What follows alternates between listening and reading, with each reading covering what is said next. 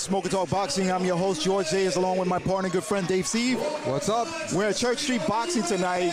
Tonight's going to be a really good card. We have 13 bouts scheduled for tonight. If you want to see the names of these people, they're on Instagram. You can go right on Instagram. It's going to be a great show tonight, right, Dave? Yes. I'm checking my depth perception right now to make sure I'm in sight and I can see. Right there. Well, welcome to SmokerTalk. Listen. Hit that subscribe button, hit that like button, and share the link. Share the link. All right, we're going to go up to the ring. The first bout that's on for tonight is going to be the 152 Senior Novice Male. You have Danzel Huins from Dragon BC Boxing Club, and also Matthew DeLuca. He's unattached.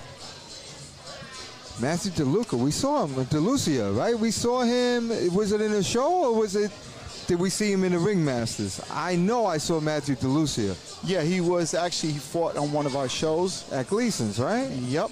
Okay. And who's he going against, George, in the red corner? You got Danzel Huins. Is that Danzel or Denzel? Danzel. Do you think his parents were Denzel fans? I'm not sure. Possibly. All right. Okay, they're saying the stream is down. I'm not sure why. The stream is down? Yeah, I mean, I see it here, but for some reason it's down. Can we get a sound check out there? Let's see, hold on.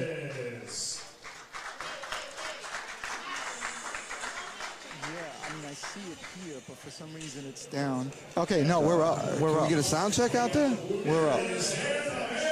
All right. Shut that off, George. Yep. Throwing me off. Sorry about that. I'm hearing my own voice in the echo. Sorry about that. I'm transporting myself back in time, George. I know I said that, but I don't know when.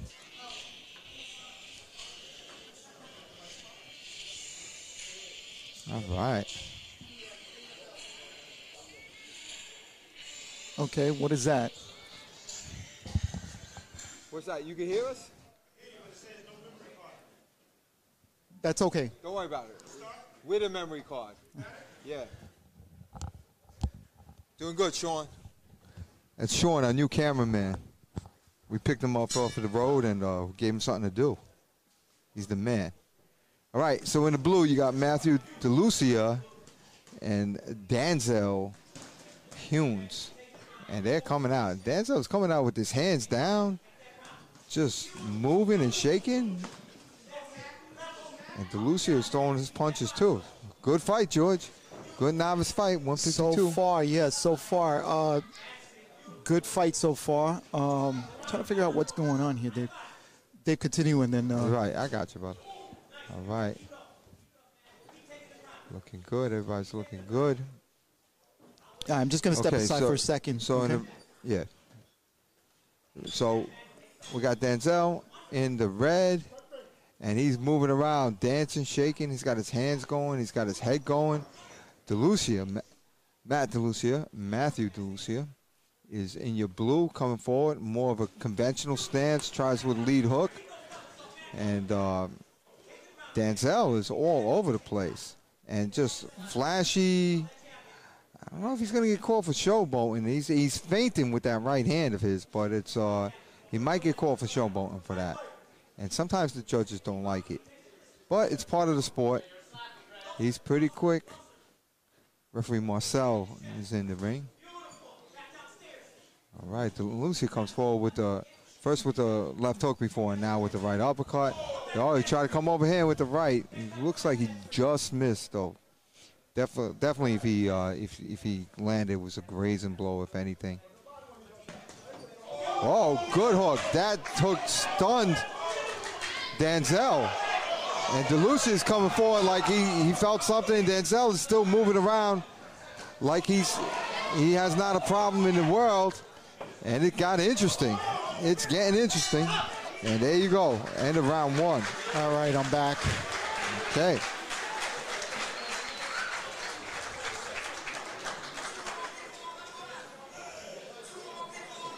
All right, so I missed the first. Right,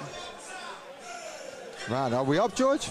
Yeah, we're up. I wanted to check the other camera because I want to make sure that we give different angles to whoever's watching out there. Right, absolutely. George, you're the technician. You're my fellow broadcaster, and you're right there. The word that it's not recording. The camera's not recording. It's okay. It's recording here. All right. Yeah. For some reason, the stream has dropped a little bit. All right. But we're. That's because we're in the basement of church? Yeah. Yeah, all right.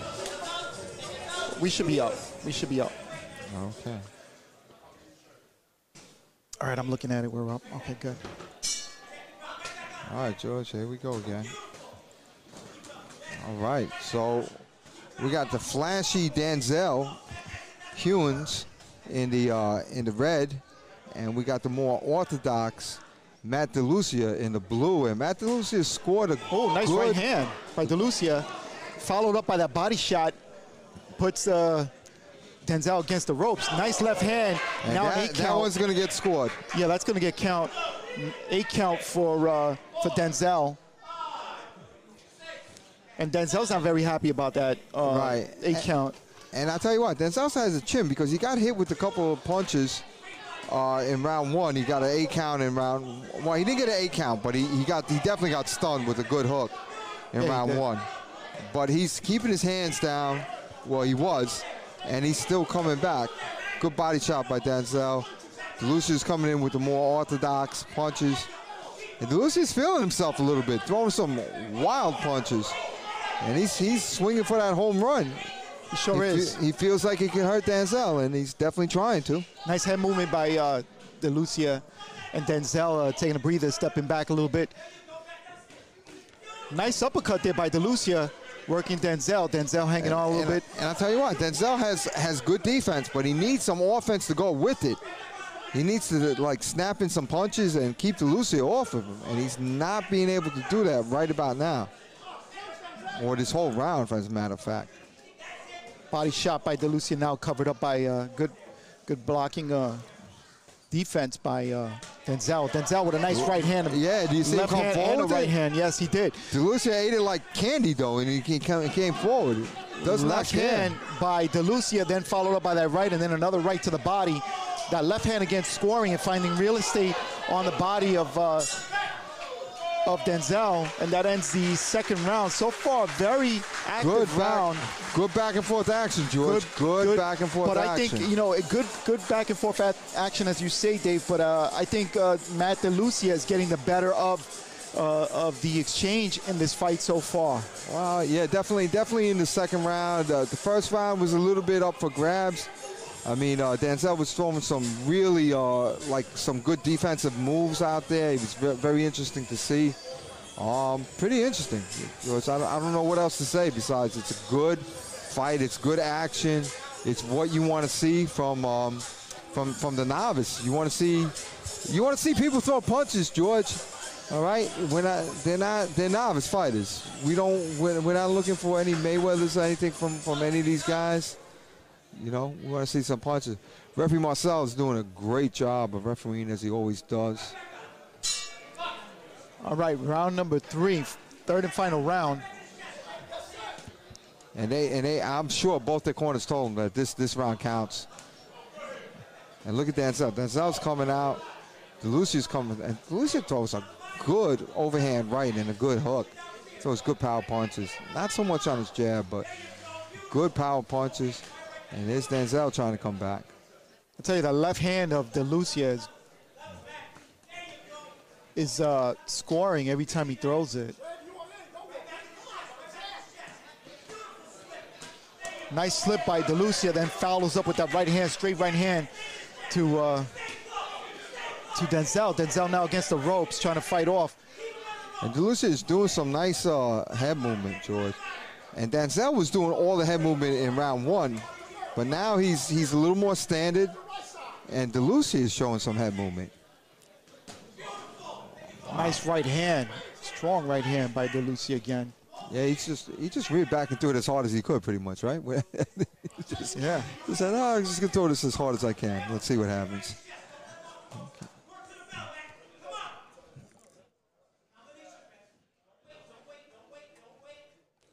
Right, I think they're both a little bit tired, a little bit worn out, George. Yeah, I see. And there they go. They open up. All right, that on the gloves of Danzel. Yeah, he's pretty good. He's one-arm defense, both hands down. Denzel's something interesting, and he just scored with the right hand.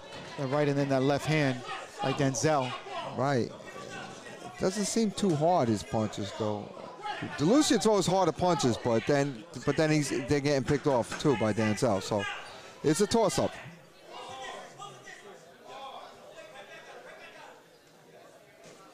Nice straight right hand by Danzel, and that ends the round. Great job by both these gentlemen here tonight. I think, I don't know how you guys saw it out there in YouTube land, but the way I'm seeing it is that it looks like Matt Delucia actually might have edged out that fight tonight. Very, very, very close. Very close. You know, they're both showing some good movements. Yeah, absolutely, absolutely. All right, so. And so we're gonna see who took that fight, but let us know how you guys saw it out there in Facebook land and YouTube land, but mostly YouTube. We're just gonna commentate with people on YouTube. So if you're just checking in on YouTube, all right, a little illustration, George. Yeah, you want to throw on the telestrator? Yeah. Go ahead. Oh, let's get the decision first. Let's get the decision. They look like they're ready to go.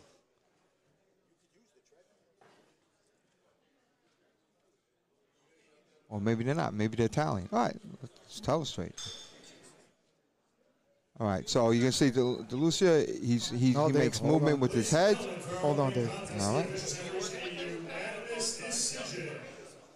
And the winner of this bout via unanimous decision, competing out of the blue corner, Delucia. All right, Delucia takes that one, and let's go to the telestrator and show us what you got. All right, so one of the reasons why Matt Delucia did it was a good head movement. You see his head over here. It's going to go to the side. It's going to go to the other side. And then he's going to throw hooks off of it. Basically, that's what we're looking for with Matt Delucia. And let's watch this.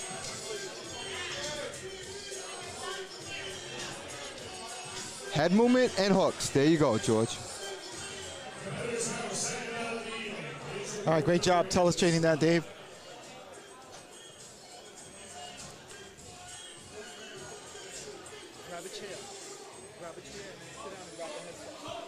Oh, look at this. It's the professor.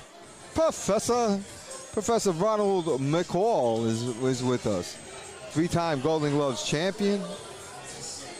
Yeah, he's gonna sit down momentarily. I invited him to come down and sit with us. Oh, does he want? Ronnie, you want to sit on my lap? I'll give you half a chair. I'll give you half a chair. Ronnie, I could use one butt cheek on this chair and give you the other butt cheek for you. We'll be butt buddies. Hey, sit down for a second. Come say hello. Can I help you guys out? Get the coaching information. Great to see you.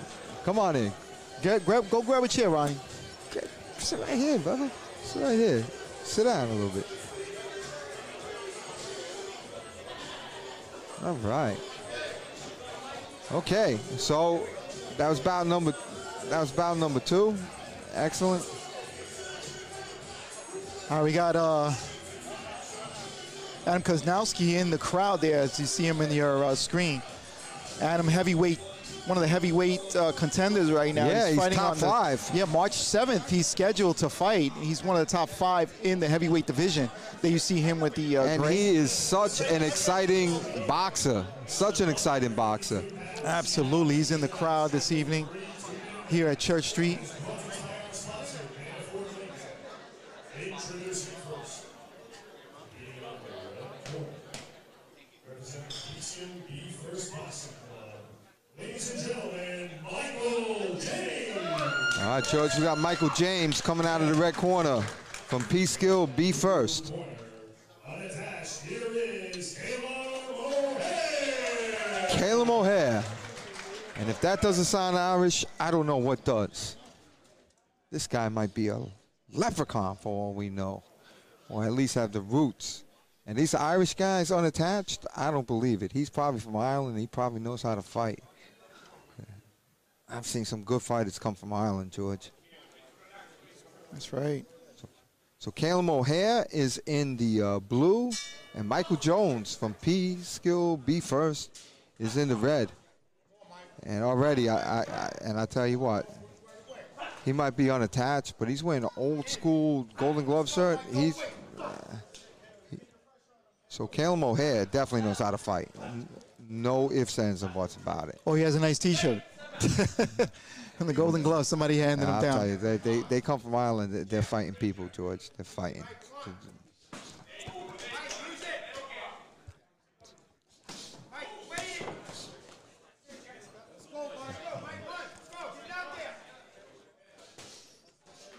All right, nice combination there by Caleb O'Hare. All right. Now I want to see what. That's what I'm saying. Yes. So Rob McCall says this guy has Caleb O'Hare is wearing a Golden Glove shirt. Nice combination to the body. Yeah. He's definitely boxed before. You know, the clues are there. The professor has spoken, and I agree with him.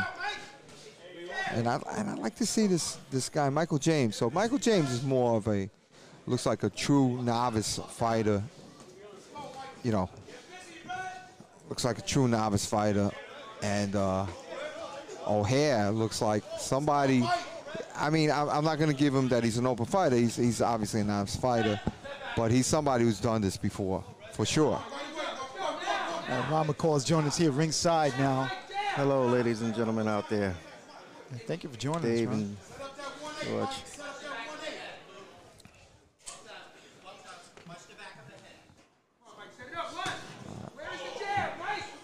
Good block right hand by Michael James.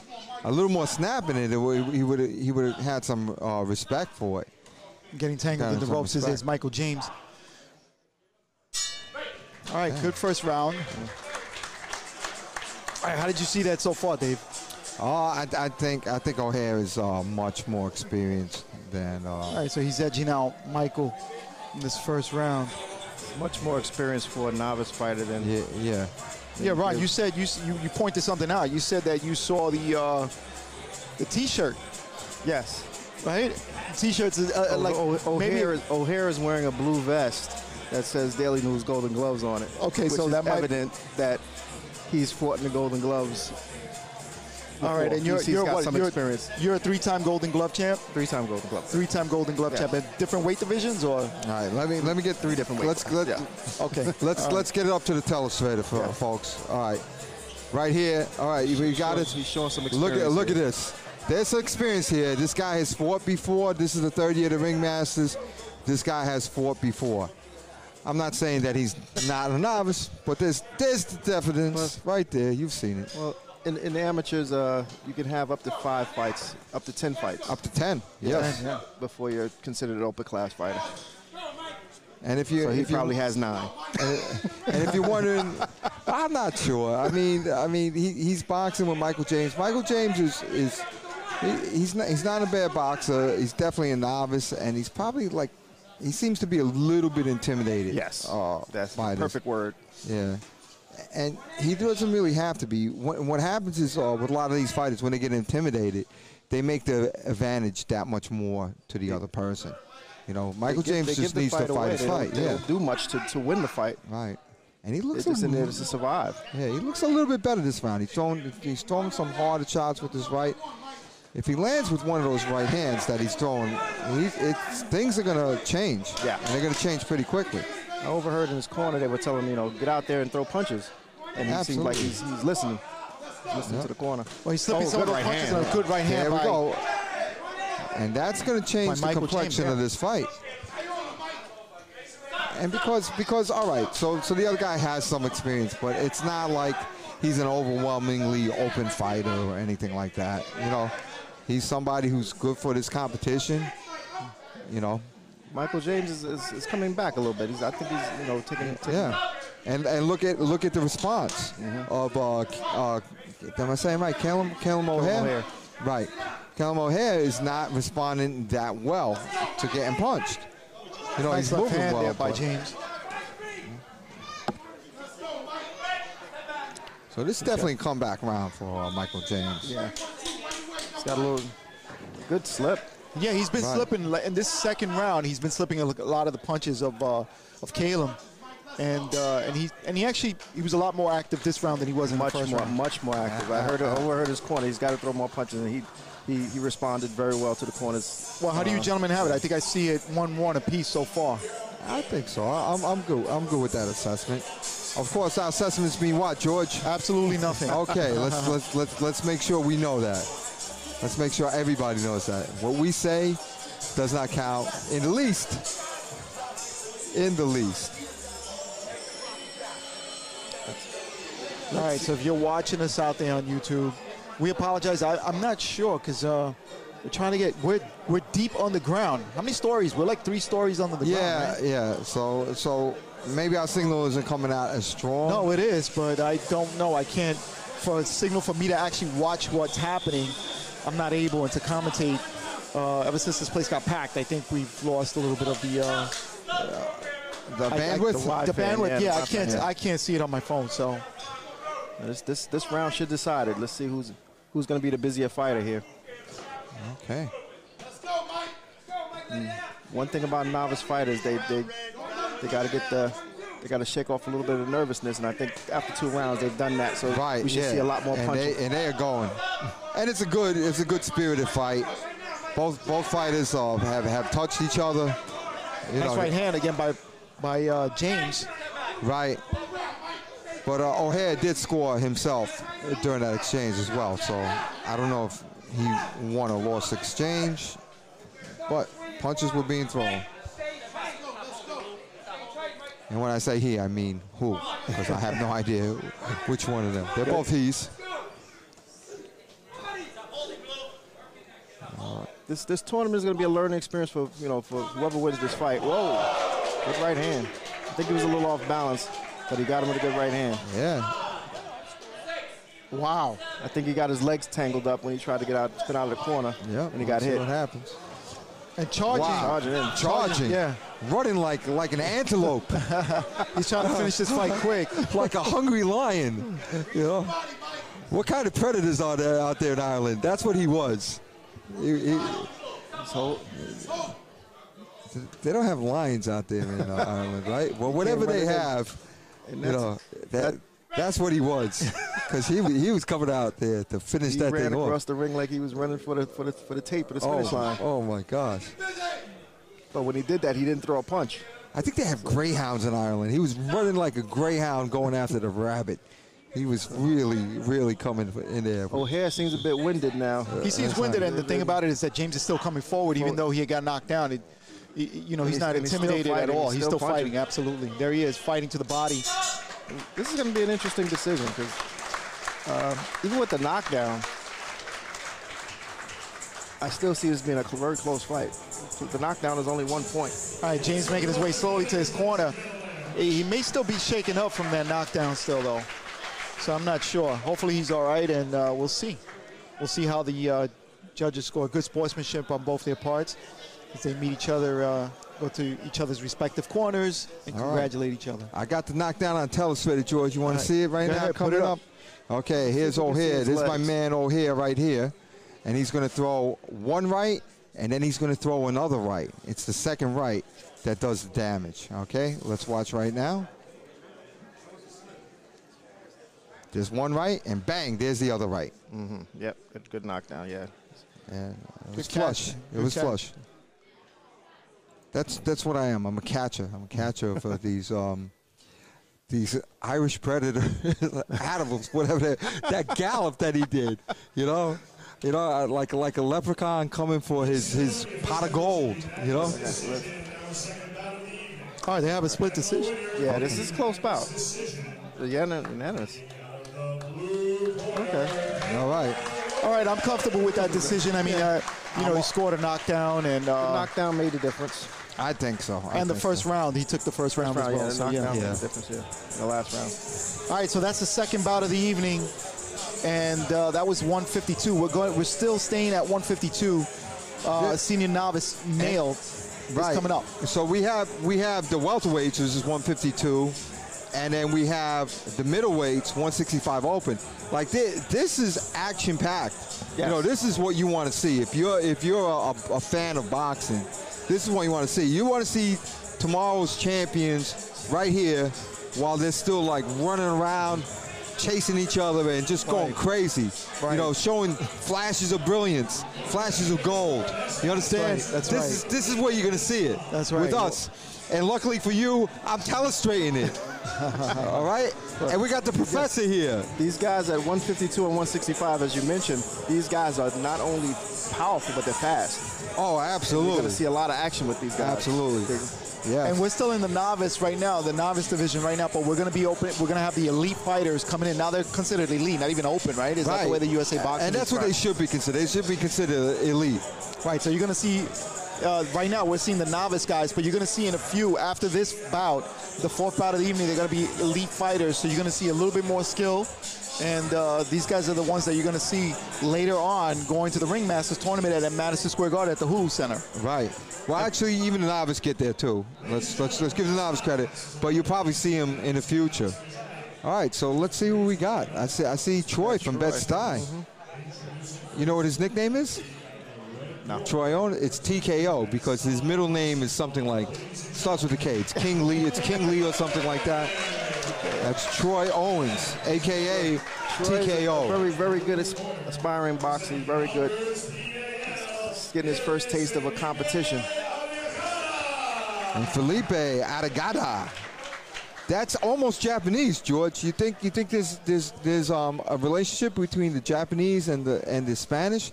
Because that's almost like arigato, which means thank you in Japanese. I'm not sure, buddy. Felipe Arriagada, but it's Arriagada. Arriagada. In this box, I'm just saying, you know. Let's see if we see a jab. I just want some of these novice guys. All right, so Owens in the red and Arriagada in the blue. You're welcome. All right, let's go. Referee John Signorelli. All right, Owens starts with that jab, snapping that jab outside there. He's the taller of the two, so you have the height disparity syndrome. In full effect, and Arriagada is coming out with a ton of punches. Yes. And man, look at move his head and throw. This is a good fight. But keeping the pressure on is Owens. Nice exchange of punches right there. Combo coming through. And Arriagada comes rushing forward. Nice uppercut by Owens. Catches Arriagada, but Arriagada still goes forward. I'll tell you what, Arriagada doesn't know the meaning of stepping back. He's coming forward and he's throwing punches. He wants to fight. Oh, absolutely. And Owens working that jab, catches Arriagada. Owens is using that jab. That's very important for novice guys to understand how important the jab is in boxing. A good left hook. That's right hand, left hook, yeah. And these guys are fighting. This is a great match. Another good left hook. And a good combination. Oh, Arriagada's hurt. He's hurt. There's an 8 count coming. Yep, I think so. There it is. There goes the 8 count. Good combination that puts Arriagada stunned temporarily. And that's referee John Signorelli. I think they're going to stop the fight. I think the corner's going to. I see the corner come up. Yeah, wow. Yeah. Okay. All right, Troy. Way to go. And jumping up and down in excitement here in this first round with a TKO by Troy Owens. The jab, the right hand, the left hook started everything. He's hit him with 2 solid left hooks. And you know what I like about Troy Owens is something that he did that we don't see much of the novice fighters is using that jab. He used the jab in this first round, and he was good at it. And he totally disoriented Arriagada with the jab. And every time Arriagada looked for a jab, he got hit with a left hook. Yeah, so let's take a look at this real quick. We're just doing a replay, no illustration right here, and let's look at what we have in the play. It was the left hook that started it. He got him with a good left. There it is, right there. That's it, and a double right hand. Okay, so there you got it right there, folks. Instant replay as well as telestration. Very good. All right, the professor is rooting for Troy. We don't root here, Professor. I don't root for anybody. You know, you sound like you're rooting. There's a little biasness going on. Let's apologize to the fan for the biasness. All right. Well, sorry. The professor knows Troy, so he's rooting for him. It's all right. He could be a fan. He comes from the New Bed-Stuy Boxing Club, which bore the likes of where you won 3 Golden Gloves, Mark Breland, two Olympians. Yeah. Olympic champions and 2 world champions. All right, this is biasness right here. So I have some affinity towards Bed-Stuy. All right.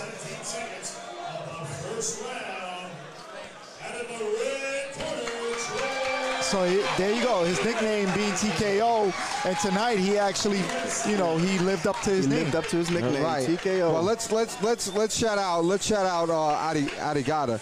Arriagada was very interesting. Very interesting. Well, let's give a little coach's corner for Arriagada.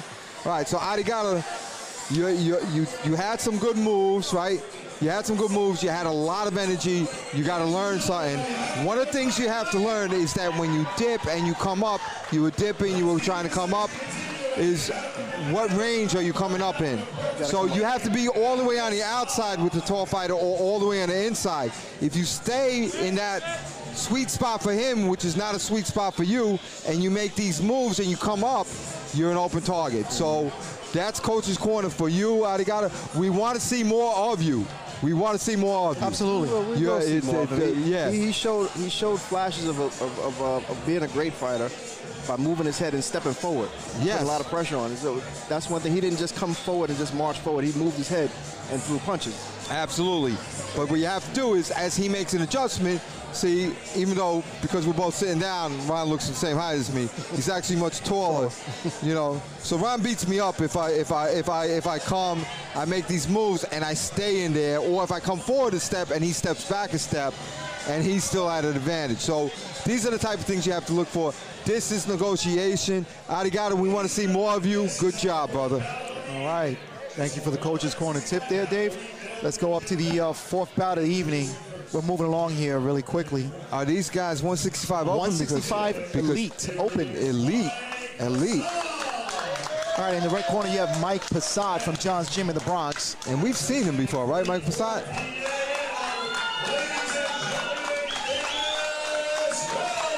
We've seen Famous Wilson many a time. And Famous Wilson from Freeport, Long Island, PAL. He's a fighter right there. He's a champion.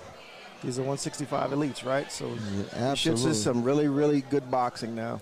Referee John Signorelli. John Signorelli is, he was formerly on the New York State Athletic Commission, in the pros. He's been an amateur boxer. He's done, he's refereeing. He's a big help. Big shout out to John Signorelli for what he does for these kids. Oh, right away. Passade tried to get in a good right hand to the body. Let's see if that goes anywhere. All right, so you got Passade in the red and Wilson in the blue. And you know what they say about Wilson? They say he's famous. It should be a good fight. 165 speed and power, so we might see a couple of these are the middleweights. punches. Yep. Famous Wilson is training in Freeport, Long Island. Right, and Famous Wilson just got in a good right hand. Passade had a few punches before, but Famous Wilson threw a right hand. I think it affected Passade. I can't be 100% sure, but it looked like it affected Passade because I don't see Passade looking to punch as much. It looked like to tie up a little bit. These elite guys, they throw a lot of body punches like these two are demonstrating right now. They throw body punches, they fight 3-minute rounds. And Wilson staying just out of the range of Passade. Passade's still coming forward with the jab. Nice body shot there by Wilson. So I'm not sure if Passade is pawing with this jab or he's setting it up as a feint because he's throwing those light jabs. What do you think, Ronnie? Are those feints or are those like, what do you think? Well, he's trying to find a range. He's trying to keep Wilson off of him because Wilson's, closing the distance on him, and he's banging him to the body real good as he comes in. But he's trying to just keep him at a distance, see where his range is. He wants to use his jab, but Wilson is just stepping closer to him than he wants him to be. And in the corner now, both these gentlemen. It turns around. Wow. Yeah, it turns Wilson around. Right, Passade now go to the body. Good body punches by Passade. Yes, indeed. I'd like to see Passade snap his jab a little bit more. He's very long and lanky. I'd like to see him. He should be throwing it right now. He should be throwing his jab. Right. Wilson snaps his jab very hard when he throws it. It's almost like a power punch. Nice right hand there by Wilson. And he's done that a couple times. He did a roll back right hand.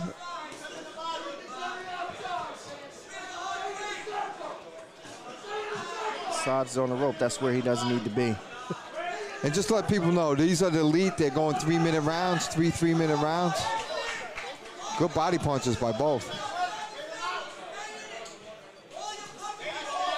Good left hook by Passade. Referee warning Wilson for the low punching. Hit him in the thigh. Yeah, hit him right in the thigh. That's called a Charlie horse punch. I used that several times. Both in the gym and in fights. And in the street, by the way. And on my little brother once, when he wouldn't leave me alone. You see how much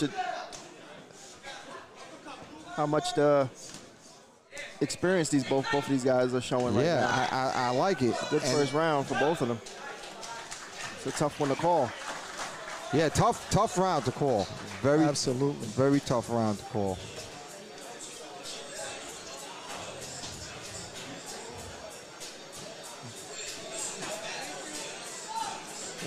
All right, so I think our stream is just struggling a little bit because of the bandwidth, right? The bandwidth down here. Yeah, it's a little tough. We're trying to get back going, people, so just hang in there. If not, don't worry. We're recording this, and we're going to put it up, if anything, so you don't have to worry. We're still going to... yeah, absolutely. So if we miss anything, don't worry. It's being recorded, and then we'll replace it and we'll put it back up. All right, I got something for us, George. All right. So we got Wilson right here. Wilson's going to go back. What he does is he does a little, like a little shoulder roll back, come back with the right hand. Let's watch that come out right now. Ah, shoot. I just hit the button by accident. All right, so let's go back up to the action. Okay. But Wilson's been doing that for this fight. Good right hand, Famous Wilson.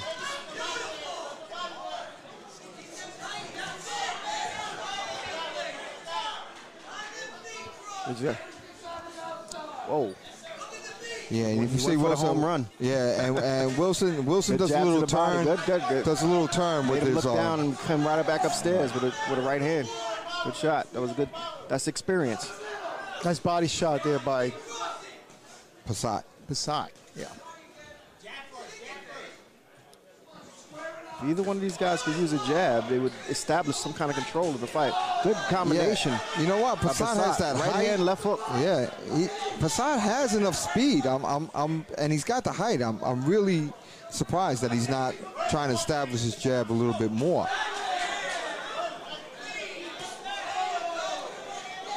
And Wilson is really throwing a hard right hand. Yeah, right to the body. Good right hand. There goes. That's a knockdown.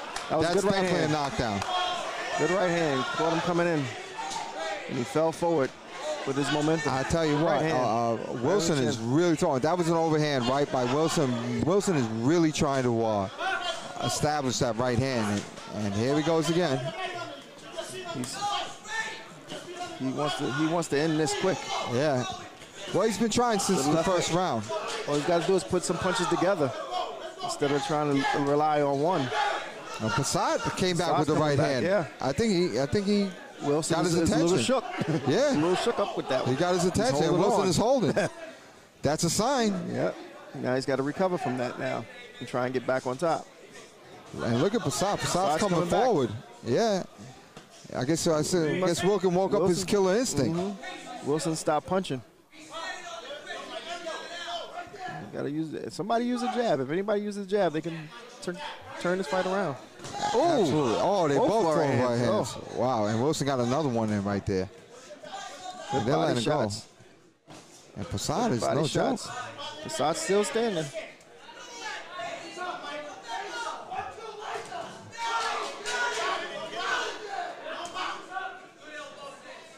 This is what I'm talking about. These elite fighters, they're very good. Absolutely. Very good. A lot of action here. And they both can hit. They both can hit, and they both are letting them go. Speed and power. These guys 165. Look at Passade. Passade's throwing some hard body punches now. Oh, they're both banging each other. Oh, my goodness. These guys are throwing some bombs. Absolutely. Oh. All right, so if you're just tuning in, you're seeing that the stream is going down a little bit. Don't worry, we are recording it in its entirety, and we're going to put it up. So if you're hearing us, the bandwidth here is a little bit crazy because the place is packed and we're underground. We're like 3 stories underground. But don't worry, we will have these fights in their entirety for you. All right. All right, so let's take a look at the knockdown, George. All right, so you're going to see Wilson right here. Wilson's going to come forward. He's going to dip down with his head a little bit and let the right come over. A simple overhand right, and let's just check that out right now as it goes. Dip and do. Oh. There you go. Good right hand. Strong right hand.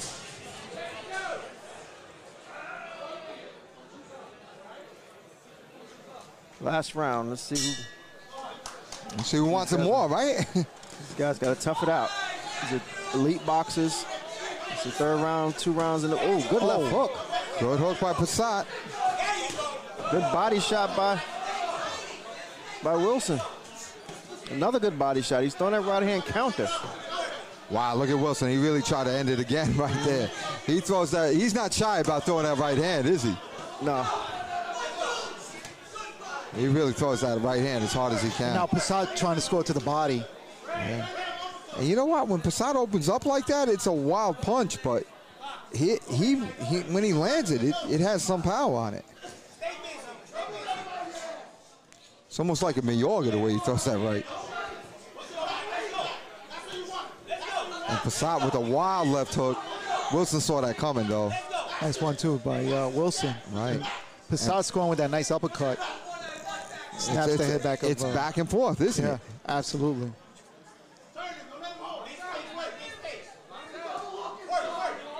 Both of these guys are hungry. They want to advance into this tournament. Absolutely. It's going to be a shame one of them have to lose. Well, in the elite, you get a double elimination now. So even if they lost, they'll come back. And look at Passade trying to just unload with power shots. They both want this. They want it bad. Yeah. Good right hand. Oh, my gosh. Famous Wilson has got to try and come back from this one. Passade is not making this an easy fight for Famous Wilson. Another right hand. Yeah. And it's good that Wilson picked a lot of that off, because if he got hit clean with that, that would have been big trouble. Good jab. Oh. Well, that's a shove. I don't know what kind of jab that was. That looked like an elephant trunk pushing a log or something like that. I'd like to see a snap and jab from Passade with his height and his structure. We're not seeing the jab being used by either fighter. Well, Wilson does use it in his combinations with 1-2, 1-2-3 right there. Good but I'd like to see counter right hand. Like a good jab. Body shot. Here we go. Passade's putting the pressure on. He wants to win this fight. He wants this. Oh, absolutely. just because they call you famous don't mean that you are going to be famous. That's what Passade is saying right now. I actually heard him say that, Ronnie. I actually heard him say that. It was with, I believe, a French accent, but I heard him say that. Wilson come back with a 2-3. Good uppercut. Yo, just missed with the left hook jab. If somebody jabs, these guys are paired nicely. These guys want this. Absolutely. I'm not even going to try and say who won this fight. Yeah, this one's tough to score. Whoever wins deserves. Good uppercut on the inside. Wow. All Look right. at that. Wow. Look at that. I'll just go with whoever say they won the fight, because either way, I couldn't say one person lost. It's too bad somebody has to lose the fight.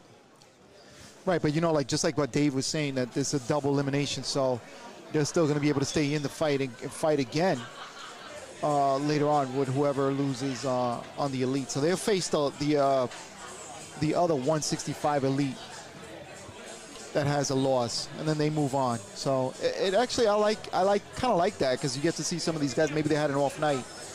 You'll be able to see them again.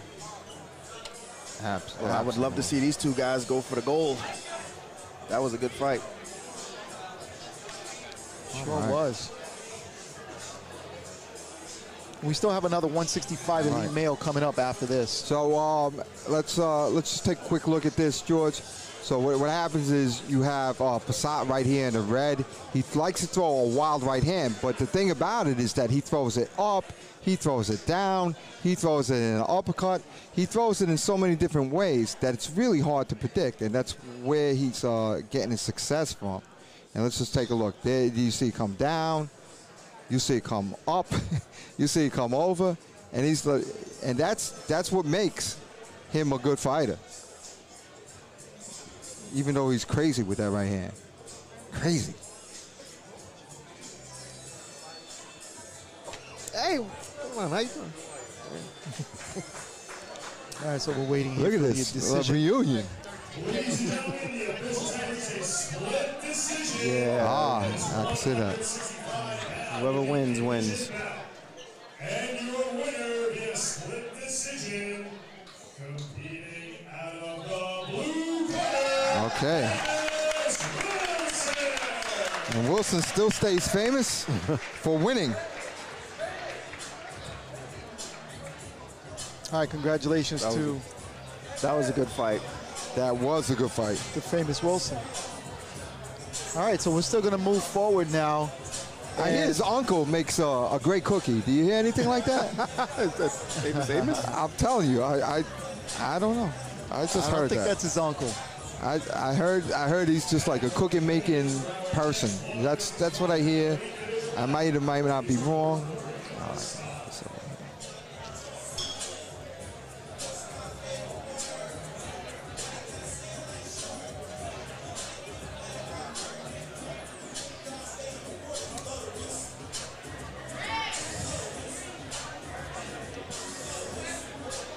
All right, so that was the fourth bout of the evening. We have 13 scheduled this evening.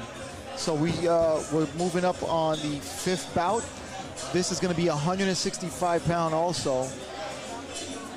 And these are also elite male fighters, open fighters, meaning they have 10 or more fights.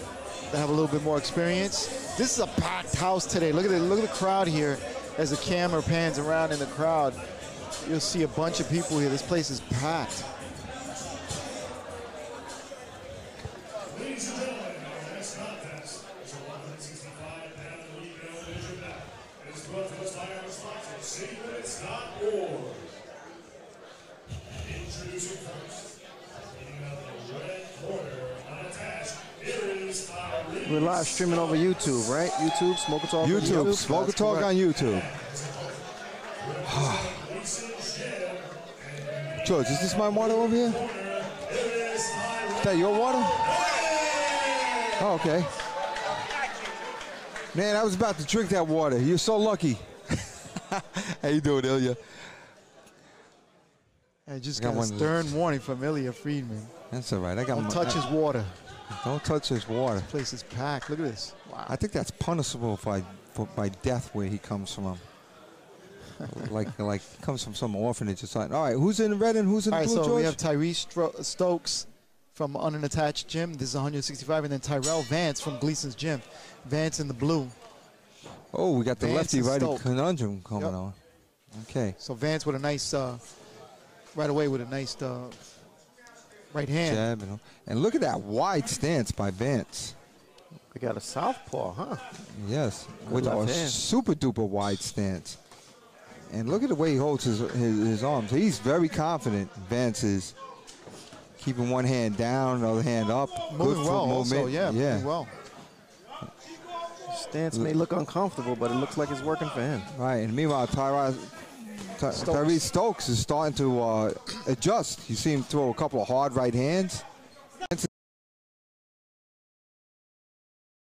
Is advancing again. He's putting some Throwing pressure punches. on. Right. Stokes is doing basically a peekaboo style. Good right hand. You know, Came up out of there.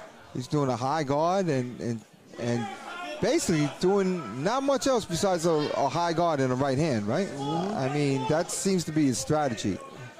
High guard, trying to land right the hand. right hand. Yeah. Which he can if he just throws it. He throws and throws 2 punches. Whoa. Oh, that's good. At least he tried something different. He threw a left hook right hand and threw a couple jabs before that. And that's what it is about the ducking. When he ducks, he's so low, he gets underneath the waist of his opponent, and his opponent winds up over his head. Well, that's okay, but you don't want him to come up with his head and get hit in the teeth or the chin.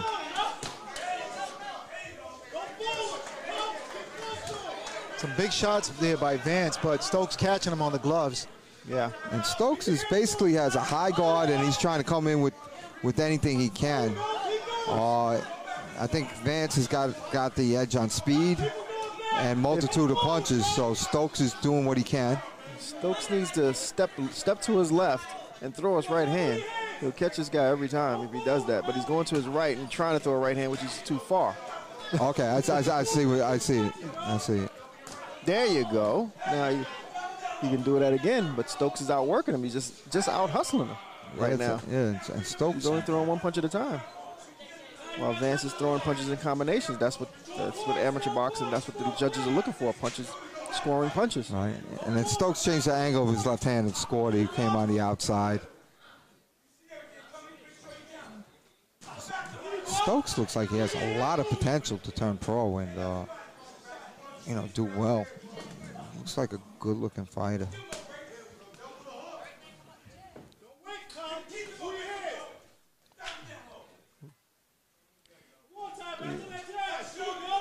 Another right hand. When he throws punches, he lands, but he doesn't throw enough. Stokes in the red. Right.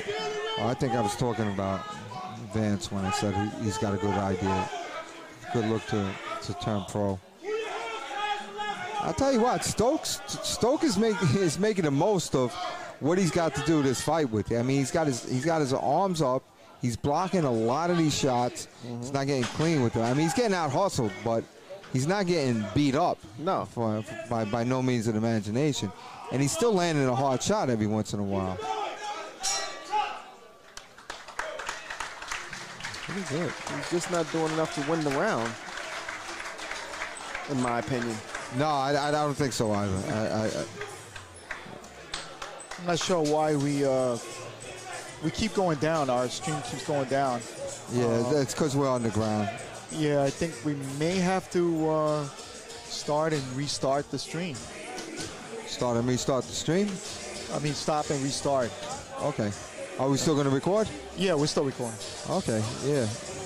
All right, let the people know then.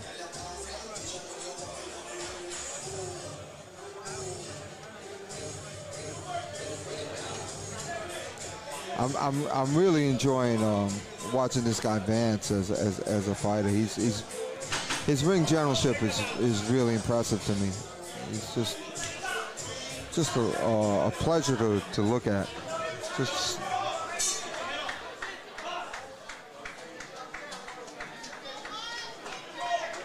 okay. Vance starts with his hands up, and look at Stokes. Stokes is trying to come forward and do something. Trying to make a statement. They must have told him he lost the first two rounds. Yeah, he's not doing anything. He's got to come back. He's doing something now. And now he's trying even a mugging type tactic. And here comes Vance with his quick hands. Body, head by Vance. Stokes trying to come back. High guard, a little bit of wrestling. Vance is making his point. He's making a statement about winning the fight and trying to get the Ringmasters tournament.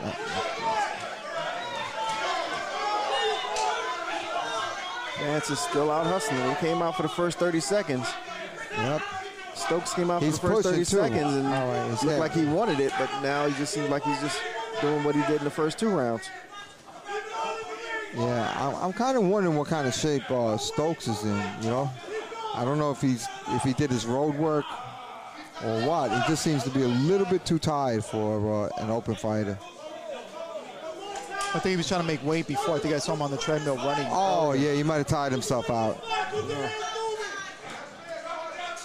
Yeah, making weight. You got to come in and you got to be on weight.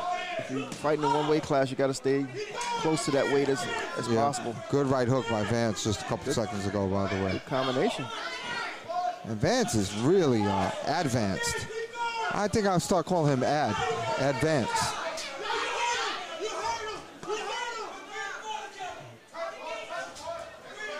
And Vance is strong too. He's not just a boxer. He's physically strong. He's pushing his opponent back. Really showing some stuff. Looks like he's losing a little bit of steam, Vance in the blue. Looks like he's losing a little steam. If Stokes has anything in him, he needs to come out with it. Oh, good right hand. Oh, you called it, Ronnie, and Stokes did score with the good right hand, but Vance seems to ate it like cupcakes and just coming back. And he hurt him, but he doesn't have anything left to finish it off. Okay. His mouth is open. He's breathing hard. Oh, another good right hand. Good 1-2. Good 1-2 by Stokes. Another good jab. And Stokes is starting to land some punches. It's too bad Stokes had to make weight before the fight. This would have been a better fight. He's trying. He's giving it all. And look at Vance coming back. Slap. Back of the head. Okay. It happens. It happens. It's a fight. Yeah. There you go. And what's a punch after the bell? No big deal.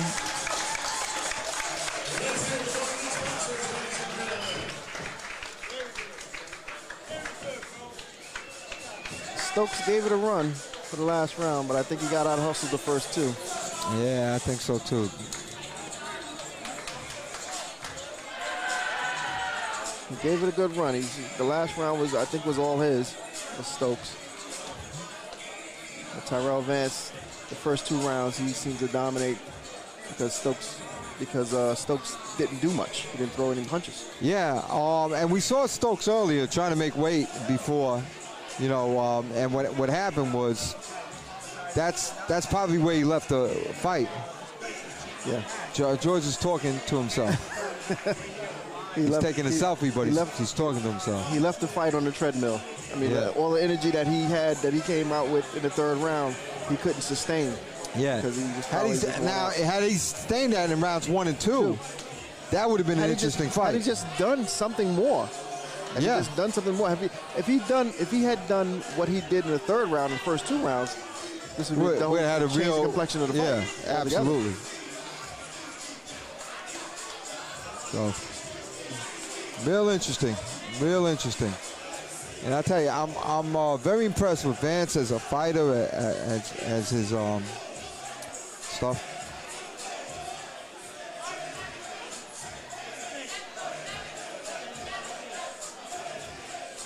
Ladies and gentlemen, the officials have reached a unanimous decision in this elite division bout.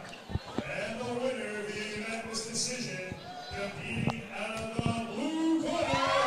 Okay. All right, no surprise there.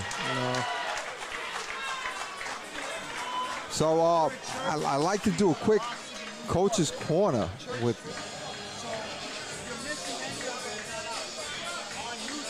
Coach's corner. What? Right. For Vance.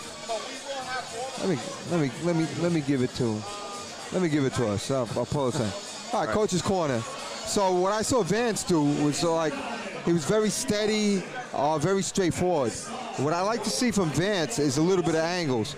You know, I know on this, with southpaws, they always say, oh, you step on the outside. But for a jab, I like you stepping on the inside and even the other way, to your left for a jab. And then for the left, either go all the way on one side or come all the way on the other, on the outside for the left. You know, just to change up your angles. That's what I like to see from Vance. You know, I watch him. You know, he just seems a little bit too straightforward for me. Yeah. You know. The first 2 rounds, he showed that he wasn't an elite fighter. Oh, absolutely. And then the third round, he just kind of fell apart. And I think it was a little more of Stokes putting a little more pressure on him, and then the fight changed. The fight changed. Throwing more punches at him. But the first 2 rounds, he just had it. It was almost like he was just hitting a heavy bag because he was just throwing punches. Right. And that's what I'm saying. I want to see him fight a little bit more instead of just throw punches like you're hitting a heavy bag. You know, so that's a little gift from me and myself and the professor. The professor. He's an absent-minded professor sometimes. Do you ever find your car keys? That's 3-time Golden Glove champ, Ron McCall. I can tell you something. He sent us to his office one time to pick us up, and his office was locked, along with the keys.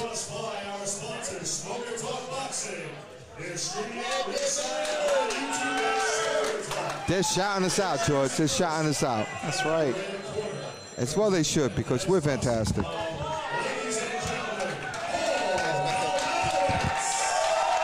Kielmanowicz. Paul who? Paul Kielmanowicz. Kielmanowicz, all right.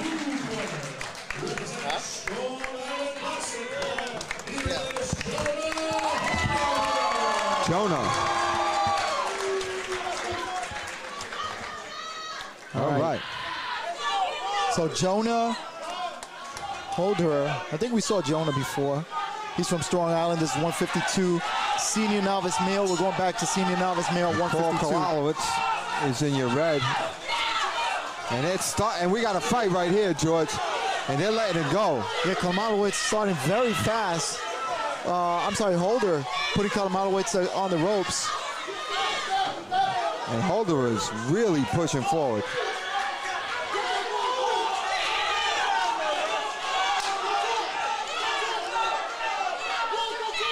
Paul Kielmanowicz is in your red, Holder is in your blue, and Holder is like just charging forward with no compunction at all. Almost no strategy, but he's coming in with the double jab. And now that it's slowing down, it looks like Paul Kielmanowicz is kind of slowing things down, the pace, and getting some clean shots. Nice jab by Kielmanowicz, a big right hand by Holder. And that was a good dip. That was a good dip on Holder. He dipped down and came up with the left hook.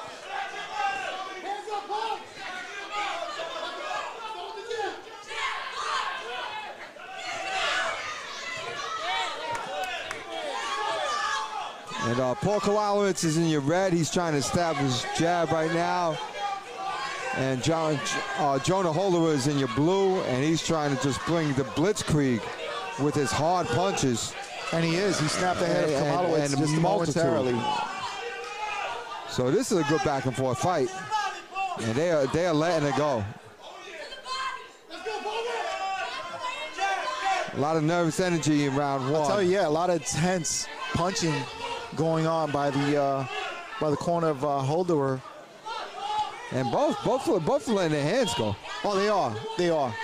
But it just seems like a barrage of punches coming from Holderers, and they're kind of like not really telegraphed. It seems like Kielmanowicz is a little bit more, his punches are a little cleaner.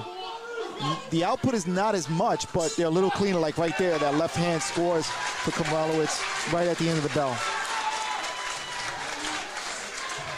All right, good first opening round here at a 152 senior novice by these two gentlemen. Very interesting first opening round here at 152. And the gentlemen are being a little rough, George. They're being a little rough. Well, it is boxing.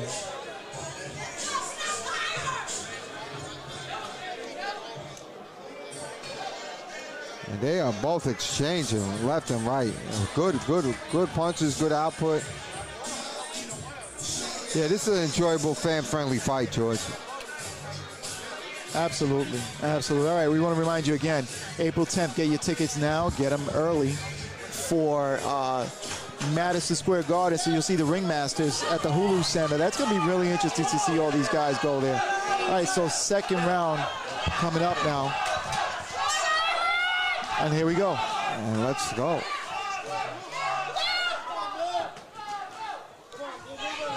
And Holderer coming out again, doing his charge. That's the Holderer charge. And he's not a holder, is he? He's a puncher. The move folder is Kielmanowicz, gets caught by that right hand of Holderer. Holderer pushing a little bit on the ropes. Yeah. And Kielmanowicz was holding Holderer a little bit with the headlock.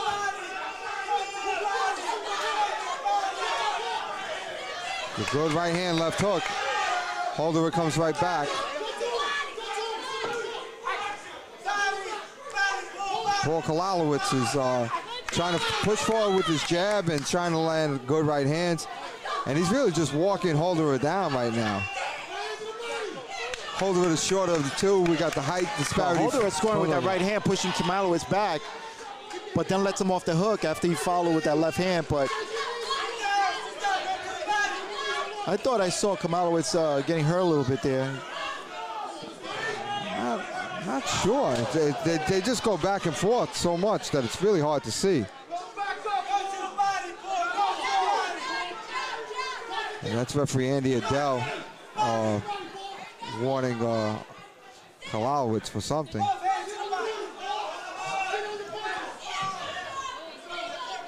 And Holderer is holding a little bit himself.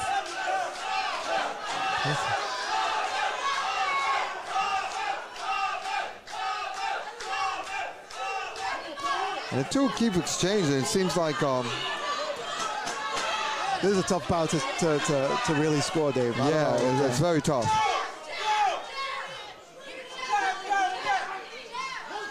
Very tough. I don't know. I couldn't score that bout if you pay me. Yeah, that one's a tough bout to score so far. This round.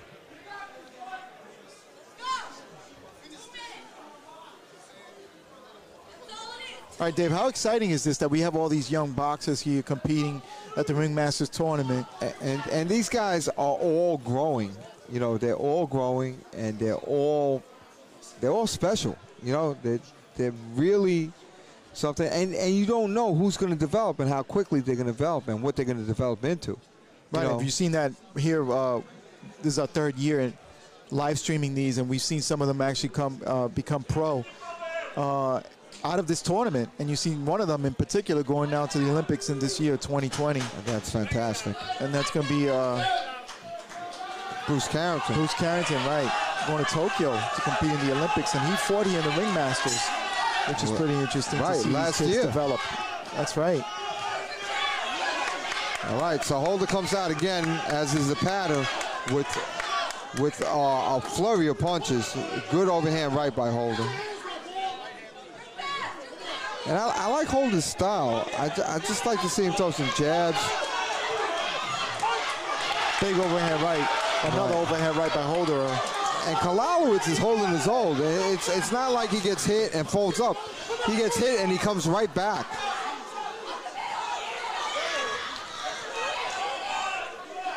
And the two are in the corner, exchanging in close. It seems like they're one punch, either one of them, from like really changing the fight, because they're throwing hard punches.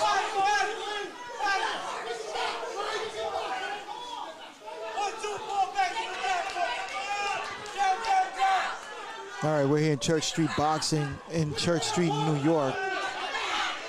It's underground gym. It's underground, literally, with 3 stories down. And you're watching some great amateur boxing here at the 152 Senior Novice Open. No, 65 open. Male. Middleweight, 65 open, George. We're 52 novice? 152. Man, they switched it on us again? All right, 52 novice. Thank you, George.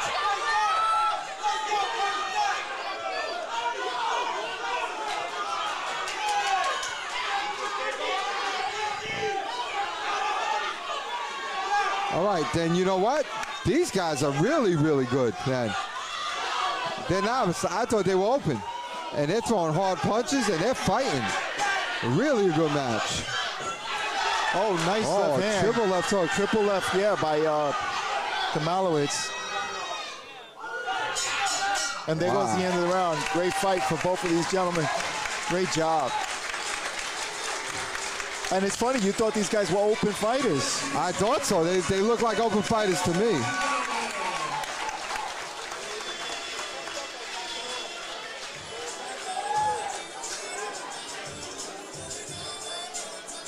All right, so Dave, what do you like about this, man? I tell you what, George, this was non-stop action. I can't really tell straight these guys really. No, this was tough. Because they were just non-stop back and forth. Good fighting. I don't know who won. I have no idea. All I know is that the fans won on this one. Absolutely. They're getting a lot of good fights tonight, but yeah, definitely the fans. This place is jam-packed here in Church Street, New York. There's got to be a few hundred people in here, this crowd tonight. Oh, absolutely, absolutely. I mean, and if you're not here, you missed out. Are we live or we're gonna go up later, George? We're live, but we're gonna probably drop it and then come back up. Okay, gotcha. Let's make sure that they get a good look on these guys. We want to make sure that we're giving them the best possible look for these fighters. Yeah, really, really good. So. I can't call this fight. Can you call this fight, George? Not at all. Not at all. Yeah. This is going to be, I'm sure there's going to be a split decision. Let's go up to the ring to see what the official... Okay. Yeah, you called it, George.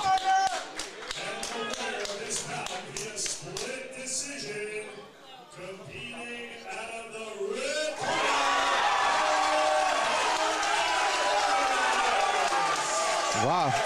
Okay. I couldn't call it. I could not call it. I think, you know, what I was saying earlier in the fight is that he had the cleaner punching. And when I saw Holderer coming in, it seemed like he was smothering himself a little bit in the first round. And that's what I saw. I mean, I don't know. Could have been that. Maybe the judges saw it that way. And they gave it to Kielmanowicz, Paul Kielmanowicz. And congratulations to him. He moves forward in this tournament.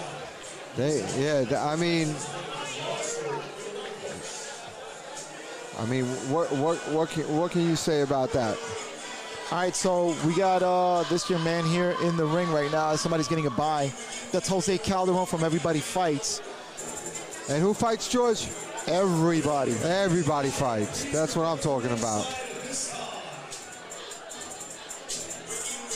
And basically, it could be for any reason his opponent may have not made weight. So you're saying everybody fights for any reason? Yeah, for any reason. Let's see. Yeah. Ladies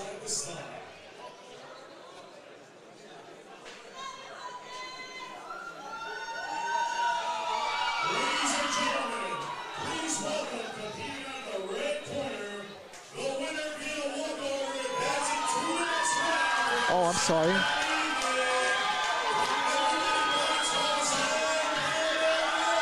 Yeah, that's it. All right, they had him in the red corner, but on the bout sheet they had him on the blue corner. So that's Jose Calderon. He gets the bye. And we've seen Jose before numerous times in this tournament, haven't we, George? I believe we have, yeah. I'm going to say we have. All right, so that was the 7th bout of the evening. We got 13 scheduled, so we're halfway through. And that was a pretty short bout, George. I didn't really see. I couldn't explain the combinations thrown. I saw the hand move once. It just went right up and right back down in a winning type of gesture. The referee was involved. I can't really tell you too much about that fight, George. All righty. So, well, you know what? He won. Okay. Am I moved back over? All right. Okay. Here I am. All right, I know everybody out there misses me. What's a bye? What's a bye? Yeah. That's when I pass you by. It's like, you know, it's a bye. I go by. No, in boxing. Yeah. Come on, man. Explain it. It's a bye. It means that your opponent either didn't make weight, didn't show up, or is hurt, for some reason cannot compete. You have a walkover. You have a bye. You get a pass. you advance in the tournament without fighting. Now, let me ask you a question. That kind of sucks for the fight, especially if you've been preparing, right? Because I see a lot of guys sometimes when they get to walk over the bye, they get really upset. Yeah, because they're ready to fight. They're so geared up. And actually, in the next day, they're going to feel like they fought. They're going to be spent because their energy and their libido is so high. Right. And then they don't get to fight. It has almost the same effect, if not worse sometimes. Gotcha. All right, let's go back into the ring.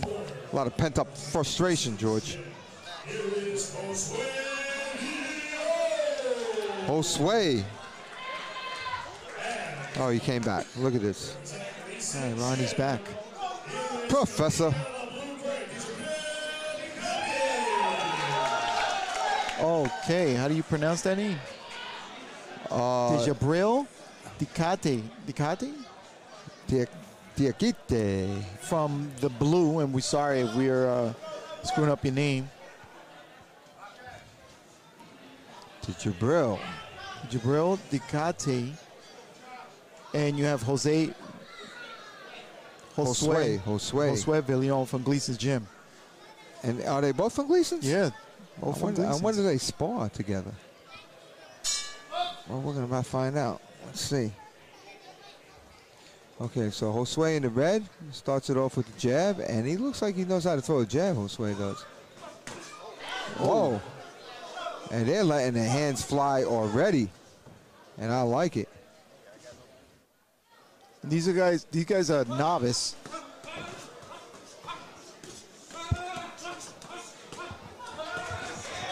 All right. Man, and they are, it's a good novice fight. They're letting their hands go.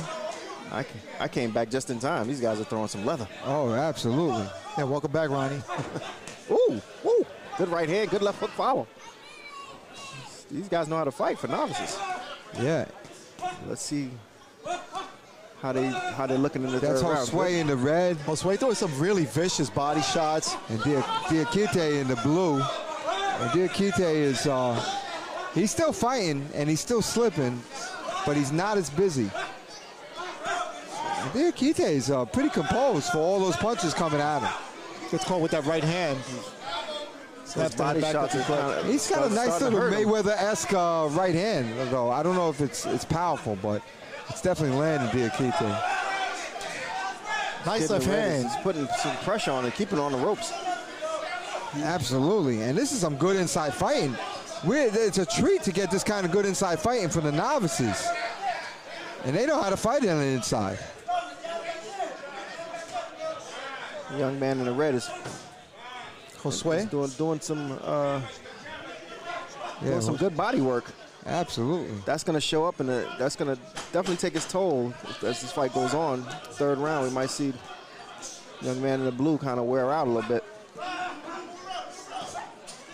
I'm not sure. Putting the pressure on the whole first round is Villion. Josue. Yeah, absolutely. They look good. Definitely around for the red corner, in my opinion. In your opinion, Ronnie, just to let you know, means nothing. Means nothing. That's why I said in my opinion. Means absolutely nothing.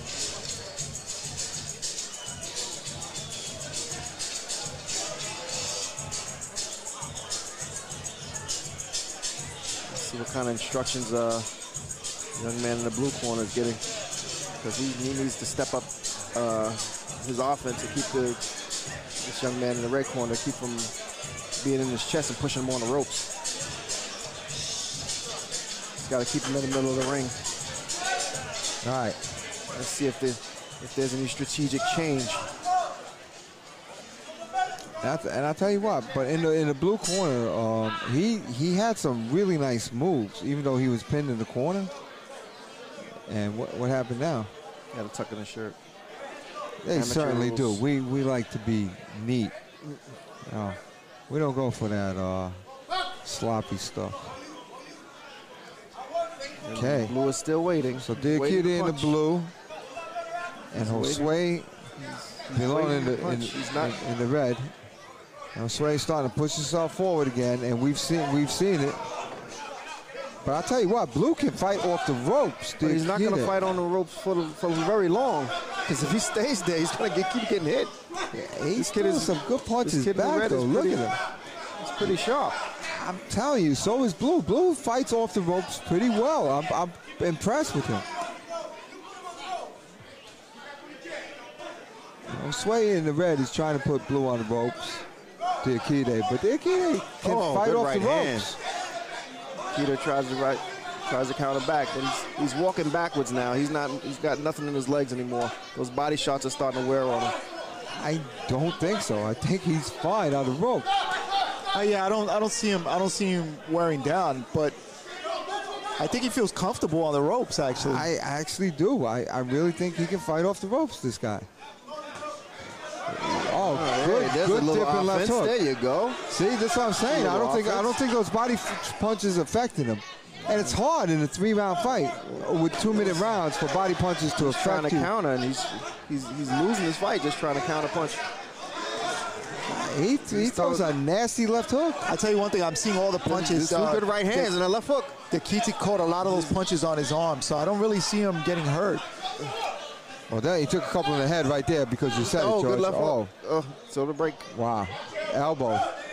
And Andy Adele is warning Josue about that. Good left hook. Good left hook by Josue, that's right. Josue keep putting pressure during the first round and the second round on Diakite. Well, Diakite is the one against the ropes. Yeah, he's in the blue. He's in the blue. Josue is in the red. Yeah, Josue putting pressure for the first 2 rounds. Let's see how this third round, how they go to this third and final round.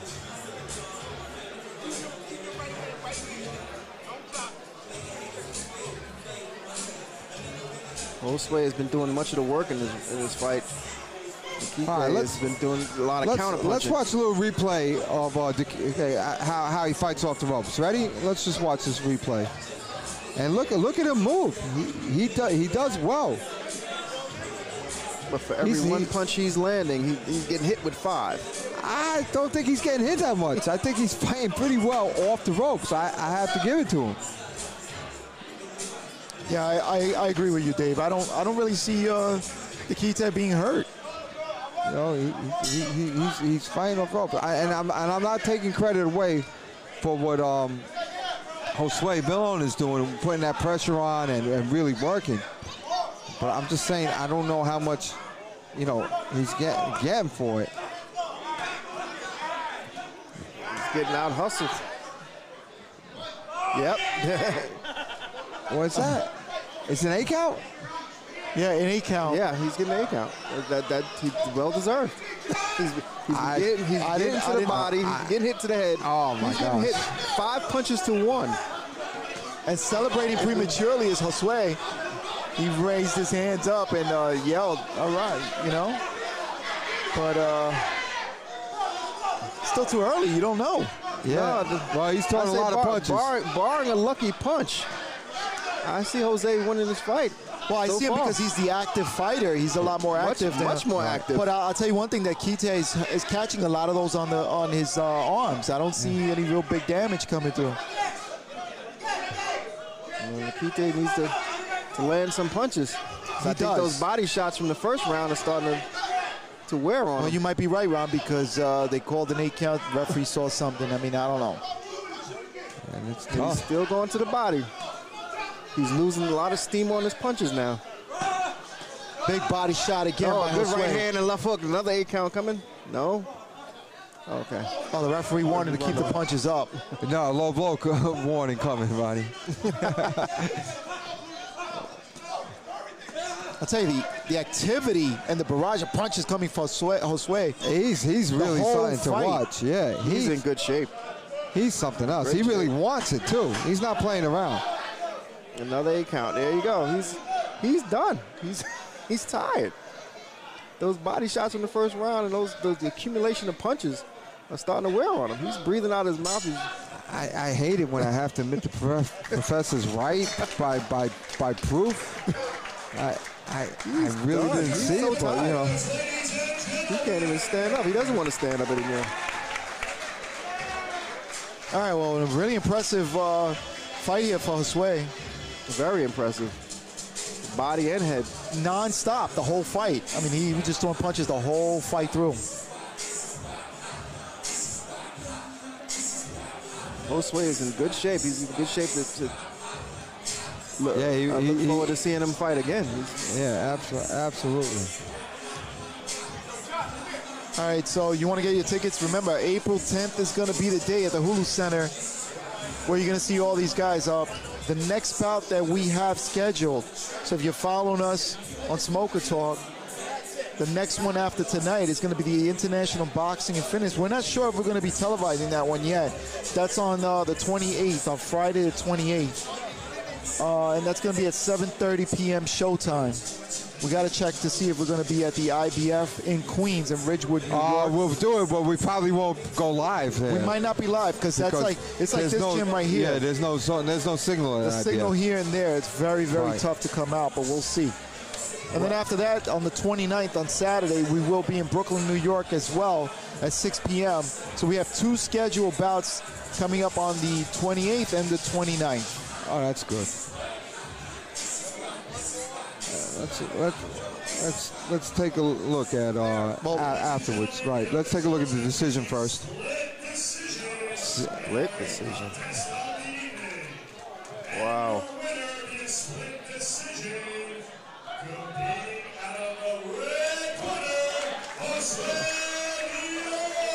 That's a good decision. Wow. You think it was a split though? I thought Josue won it, but you know. I thought convincingly he won it. Yeah. Let's just take a look at this standing A count. So you're gonna see Josue in the red right here. He's gonna push forward. He's gonna throw a right hand which lands, and then you're gonna see he's gonna step back a little bit and answer with the left hand. I mean, I didn't see nothing for a decision for a count to be called. On of course that I had to hit that. Yeah. Of course. Of course. Why did you close it? I don't know. You'll get back to it. Ready? All right. Well, that's not it. It's gonna. I think the work in the first round at Josue led up right to there. everything. There it is. Right there. And there it is. And that became an A count. And then just like that, it was an A count. And I didn't see it. It was just a right hand. Let's see if I can pull that back just a touch. Yeah, pull it back. There. All right, so let's see. So you're going to see him. He's going to come forward with the right hand, and he's going to get answered with the left. But it's the accumulation of punches. Right there. And then it's an A count. I didn't see it, you know? So, all right. Next bout, we'll see Josue again. All right, so we're still at a 152 novice, senior novice. Richard Smith from Mendez Boxing Club. Mendez has brought out some good fighters.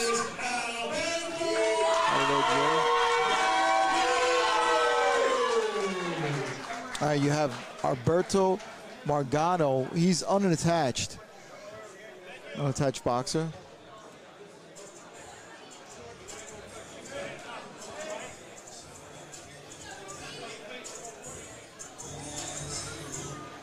All right, so we see Alberto has a little mouse over his right eye. He must have some tough gym fights there. All right. So who do we got again, George? You got Richard Smith from Mendez Boxing Club in the red, and then you have Alberto Morgado. In the blue? In the blue. Okay. Looks good. Smith in the red, the Smith longer of the looks two. He looks pretty good. He looks like he's been around a little bit, right? I mean, he's slipping some punches just by a little bit, which tells me he's been around boxing for a little while. And Morgado, for an unattached guy and a novice, is coming forward with nice jabs and slipping some punches himself. These guys know how to fight. This guy in the red, he's changing from orthodox to a southpaw stance occasionally. That good right hand, good overhand right. Another good overhand right. He's got that Eastern European right, changing right? back to southpaw. Oh, and the left hand. Lands the left hand. by Smith. And moving well and switching again is Smith. Another left hand and then a right. Oh. He's pretty smooth as he switches, Smith is. He looks good. Mendez is. Wow, look at that head movement. Has put out some, brought out some really good fighters. He uses the jab. He uses the jab effectively just to keep him off balance, just to see, so he doesn't know what's coming. He puts it in his face, and next thing you know, he slips.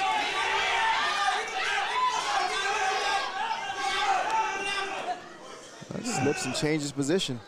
Yeah, he's switching. Yeah. Keeps switching back and forth. Fun to watch, Smith is. Fun. Smith is very fun to watch. And moving well around the ring. And he lands, well, he's landing punches. I mean, well, now, oh, that might have done something right there. Well, I don't know about that because Morgado just caught the arms of Smith the whole time at the end of the round there. Oh, I don't know. I don't know. All right, so Smith is in the red. He's got some good moves in there. He's got good footwork. He's Smith, bouncing around. He's bouncing around, but he's got his hands down. Right. You got to be very careful with that. If Morgado, Morgado, yep. You know, presses the issue a little bit and lands a couple of good shots.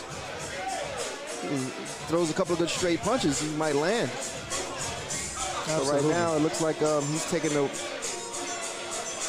some of Smith's best punches. All right, and remember, April 10th, get your tickets now. You can get them at any of the gyms, or you can go to Ticketmaster and pick up the tickets there as well. All right, so we're back up to the second round, back up to the ring for the second round. Smith starting with that left hand and then a right. I like this head movement.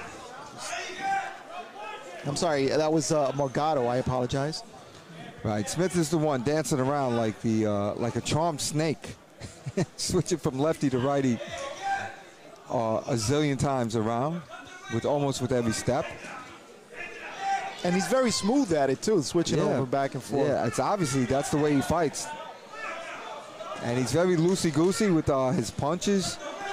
And then Ron, let me ask you a question. How tough is it for an opponent if you got the guy switching back and forth? Like, it's almost, you know, it's very frustrating because you don't know, you train one way to fight either southpaw or orthodox guy, and this guy comes at you both ways. And you don't know, you have to know how to fight a southpaw, and you have to change with him. And with his changes, what I seen in the first round, when he changed, he threw punches, and I caught Morgado off guard.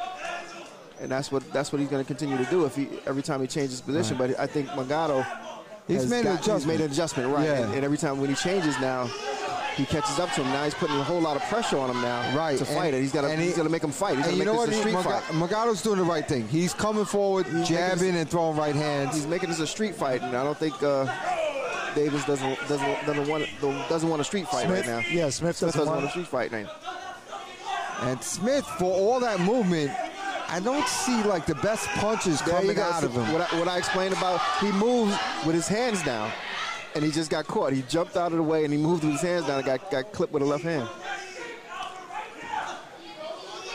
That was a good 1, 2, 3. But it seems like Smith throws punches better when he's in one stance or another. Mm-hmm. When he's moving around, it doesn't seem like he has a firm base to land punches. Although he threw a good left right here. Okay. Good round for Morgado. That seemed like that round finished a little faster. I'm not sure. But anyway, yeah, it's better round for Morgado. So you're suggesting to come in a little bit, be a little bit more aggressive and charge at Smith. Don't let him use the ring. Okay. Don't let him use his legs. Yeah, he came forward at that time. Whether you're righty or lefty, right, you still could get punched. That's it. Especially with your hands down. All right, so that's a little modified coach's corner here from the change that he made in the second round. Morgado made in the second round is that he pressed him a little more. Right. He wasn't allowing him to move and bounce around. Yeah. And he ignored the changes of Smith, and he just got back down to basic punching skills, throw punches at your opponent. Exactly. Pretty much. He made a fight, and I don't think Smith wanted to fight. So let's see. This should be an interesting round now. Let's see. And Smith goes back to his bouncing around. Oh, good right hand. Overhand right. Oh, another good right hand. Good right hand now by Smith's Morgado. got a good uppercut in there, too. Those are good body shots. Now Smith fighting off the ropes. He's got it. He's fighting for his life right now. He's got it hit with 2 good right hands. Smith did land a couple of uppercuts in there, but I think those body punches took a toll. And Morgado is really throwing some hard shots. I think he's got the right idea. Found some success in the second round, and he's coming forward in the third. He's building on that success. Right. And Smith has to establish a punching game. He's established a moving game. He can't move anymore. Those legs are gone now. Right. He's got to snap some punches, Smith does. And he does. He comes forward and he throws some overhand right, Smith does. Let's see what Morgado answers. Morgado tried to, I guess that was a little bit of a shoe shine type move. A few punches to the body and one over the top with the right. And this is a good fan-friendly fight. They're letting him go. I think they both lost power though, Ronnie. Yeah. Morgado's he's been working hard for the second round. He's been working very hard. Trying to catch him in the first round. The second round, he worked a little harder. Nice combo there by 1-2 by Smith. Yeah, absolutely.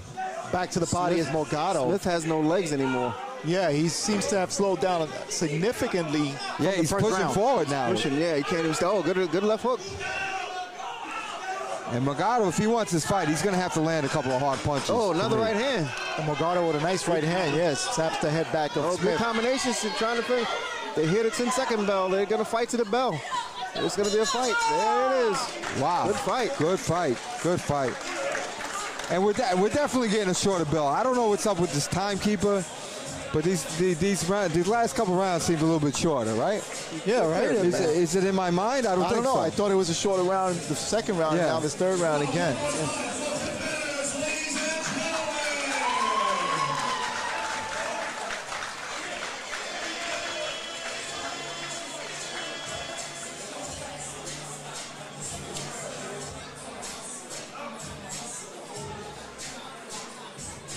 Right.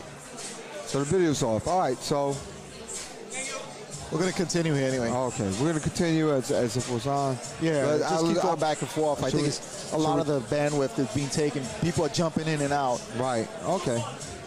But we're going to continue. We'll go live again later when it's like 1 or 2 people left in this place. Yeah, I'm not going to stop it. We'll just keep going forward. Absolutely. All right, so anyway, that was the 9th battle of the evening. We have 13 scheduled, so... Great fight. Great fight. Exciting. You see some glimpses of greatness over here. Absolutely. I liked it. I enjoyed this fight. How did you guys see this fight, though? Who do you think won? I'm going to throw it out there. I think Blue, the last 2 rounds, I may have taken that. Yeah, I think Morgado won the second and third. Yeah, and I think Smith won that first one. I think Smith did enough to win the fight in the sec by winning the first, and I think he possibly pulled out the second round. So I'm going to go with Smith on this one. But it was close. It's going to be it should be a split decision. I can't see the judges sitting on one side or the other, seeing the fight the same way from their vantage point. And that's referee Frank Penna in the ring. Frank Penna has devoted years of his life. Oh my God, yeah. Yeah. You go back, you can look at anything and you see Frank Penna all over the internet, pictures, everything, just dedicating himself to these amateurs, and we tip our hats off to him for sure. Absolutely.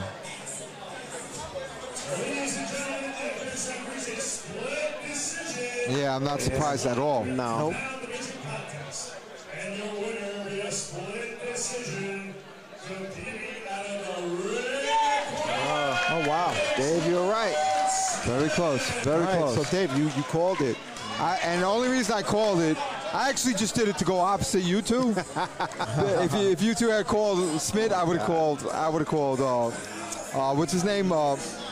Morgado. Smith because that was a toss-up.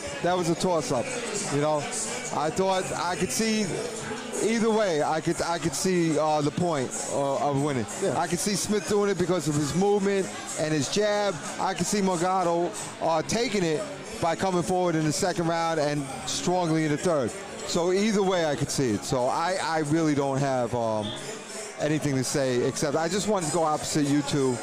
And since I was right and you two were wrong, I just want to rub it in. All right. Okay. Here we go. Because I But can. meanwhile, we've been right the whole night except for right now. You got one right, and you're going to rub it in. But why are you counting, George? Why are you counting? All right? That's a complex, my man. When you're counting stuff like that, that's really sad, okay?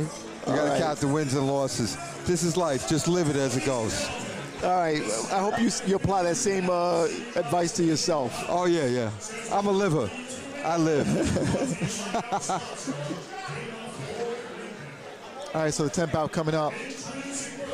We got 2 Giovannis in a row. What? That's interesting.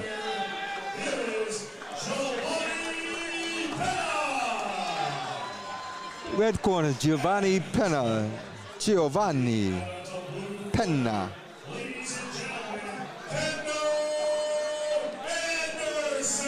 Kendo.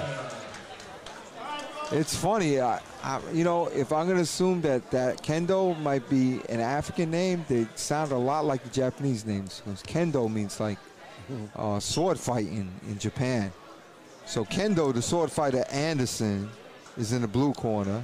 And Giovanni Penna, and Penna, I think that's a type of pasta in Italy. I'm just saying. Penna pasta. All right, we see the hair of Giovanni Penna sticking out a little bit out of the headgear. I think this is going to be already I see that they're having a little bit of a tough time putting that his hair underneath the headgear, so hopefully that doesn't distract or stop the fight. But And Ron McCall, who keeps his hair very close, is very jealous right now at Giovanni Penna. Very. opening round first, Ooh, right hand. lefty-righty conundrum in effect. Right hand by Kendo catches Penna. And Penna came right back with the jab, left hook. And Penna's a switch hitter, too. Great fight, great novice fight by these men. And that's the last of the novice fights for tonight. We still have 3 more bouts coming up after this one. With the elites, right? Yeah, the elites, the open fighters are coming up after this. So, what do you think? Unanimous decision? I think so. I think Giovanni did some good work there, but I don't think he pulled it out yet, Giovanni Penna. But definitely some good work, especially at the last time. Well, you know what? He had a good first part of the first round too. Giovanni Penna did. So remember, our opinion means nothing. Absolutely nothing.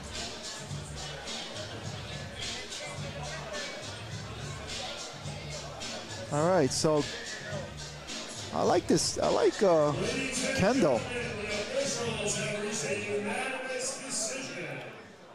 And the winner via unanimous decision, competing out of the blue corner, Anderson. All right, I don't have a problem with that. Congratulations for Kendo on his win and victory win tonight. I think he did a great job. I can't wait to see him again, man. Yeah, I gotta see a little more out of him. That right hand, he's got that lead right hand going for him.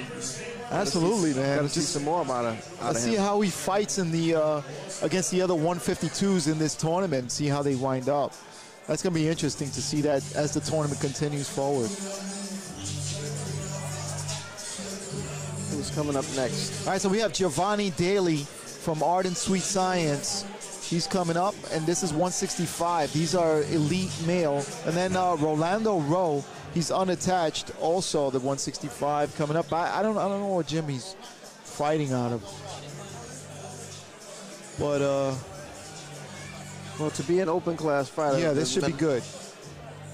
Whether you're attached to a gym or not, you should be in, tip-top shape, and you should have some fighting experience. So let's see what we got here. The guys from Art and Sweet Science are trained well. Now, being unattached, does that necessarily mean that they don't fight for? Could it be that they don't fight for one particular gym, or?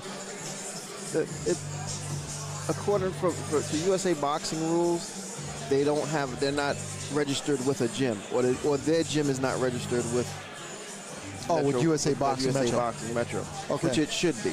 But Okay. if he's unattached, he's not attached to a gym. Got it. All right, and just want to remind everybody, if you're looking for tickets, you can go to any of the gyms to pick up tickets for, for April 10th, Madison Square Garden, the Hulu Center. I mean, you're going to be able to see these young fighters fighting there at the Hulu Center. I mean, how great of an opportunity is that to be at the mecca of boxing of the whole world, and you'll be fighting and you're a young novice or a young elite fighter? I've been there a couple of times, and I'm telling you, every time it was special. Every time I walk into that building, it's just the memories come back of, me competing there and boxing in one of the greatest tournaments of amateur boxing.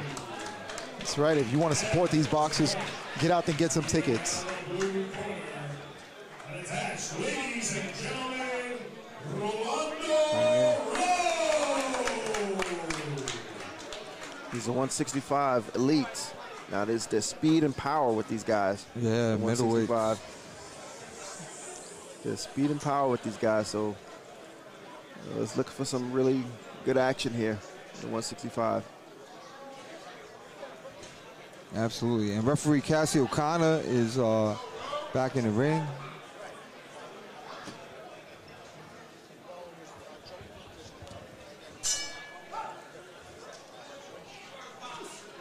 All right, Daley in the red and Rowe in the blue.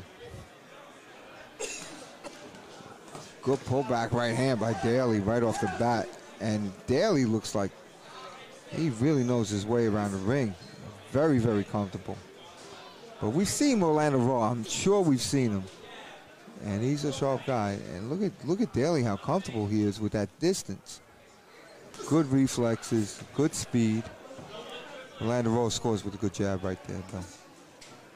All right, you put up the schedule also. So if you want to watch any of this stuff, it's up on Instagram. You can watch the schedule of the Ringmaster Tournament. And Daley is very quick. He's very fast. Daley's no joke. And the Rowe's trying to push his way forward with some jabs and still coming forward. And the headgear of Rowe comes off, it pops off, so little equipment malfunction. Yeah. It's the whole Velcro. I just hate the Velcro for fights. What do you think about that, Ronnie? The Velcro for fights. I don't like it. No, it keeps coming off. I like Velcro. I mean I like the buckles. I like the buckles. They're much for fights. more reliable. I understand for sparring, but in a fight you really need that. And Daley tries to come underneath with a couple of hooks, and Daley's very, very fast. Very strong as well. Yeah. But Rowe doesn't seem to be having too much of a problem with it. He's not getting hit flush yet. And he's still coming forward with jabs. And Daley's holding on there. Daley's going to get into trouble right there. Cassie O'Connor says, "You better listen to me. I'll scold you." I heard the fighter say, "Yeah, ma." I don't know which one it was, but I did hear that.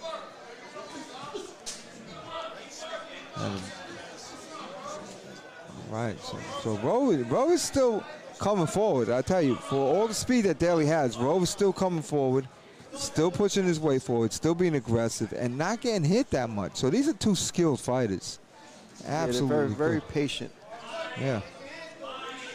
Maybe a little too patient for amateur boxing, but Nice combination there. Daley speed, you can tell, definitely got the better of the exchange there.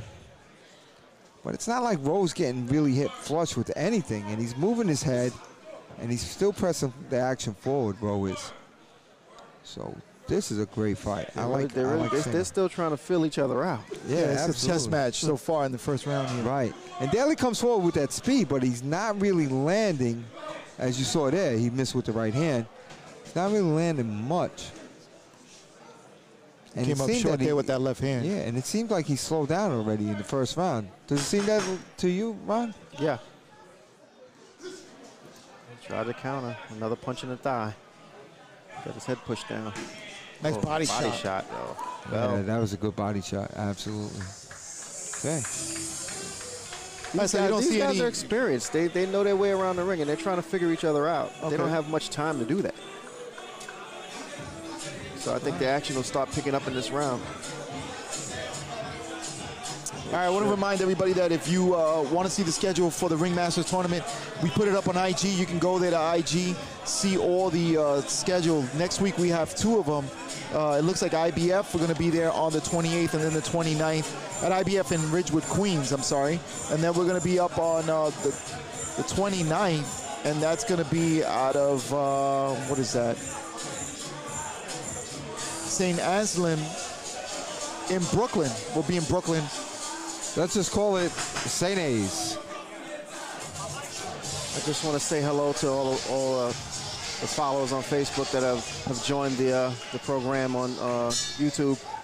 Thanks for watching. These are some of the best amateur boxers in the New York City area. Right now we got in the ring Roloando, Rowe in the blue corner, and Giovanni Daley in the red corner. He's 165 elite.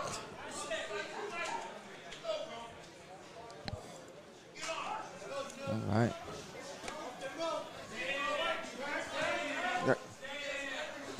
Good body shots by Roloando Rowe, right? Like I said, there's going to be more action in this round. Yeah, I mean, they were trying to fill each other out in the first round. Yeah, I think that's over now. Roloando Rowe has really made his adjustment. He was coming forward, but now he's coming forward with a more purposeful, with the jab and looking to land in the body. I want to see what Daley does, because Daley is so quick, but it seems like he just doesn't quite land when he throws his quick punches. He's trying, but he's a little too far away. And yeah, he's fast, but I don't know how committed, although he came in with a good left hook right there. Daley did. And he got caught with the hook. And the left working for Rowe. Oh, good combination by Daley there. He went down and up. Rowe's jab is starting to land. Definitely his body shots. Nice movement there by Rowe. Yeah, you saw it. He jumped to the left and threw left. And these guys are matched very well. Good fight. I hear Greg Ard in the corner say, "Stop playing," to Daley. Stop playing. All right, he's serious. Yeah, they played it for the first round. Right, Greg Arden, a.k.a. Chino, is not playing. He wants you to win. And they both exchange right there. Seems Rowe is kind of imposing his will on this fight now. Yeah, he's pressing the issue. He's really pressing on him. Yeah, it's a different fight now. You see that Daley slowed down in this second round. He's not as fast as the first round, but right. And nice body shot there by Daley. I've seen Daley so many times. He's very fast. I think Rowe figured in the first round he was able to get close to him and he wasn't doing anything. So I think his corner told him just amp it up a little bit, put a little more pressure and throw some more punches, and he's finding his mark. Good uppercut. Yeah, by Daley. Daley, yeah. Right, but that's just one punch, and it's not. It's just scoring point. It's not really a power punch, per se, landed with effectiveness. I like to see Daley just snap his punches in a little bit more.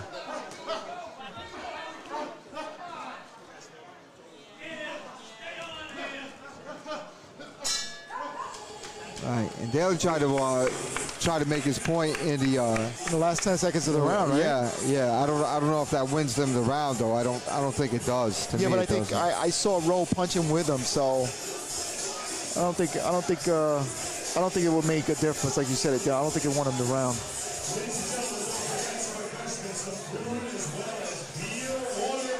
All right, let me tell you something. It smells great in here. It smells some food, man. Like he's smelling like fried chicken, man. I'm getting hungry.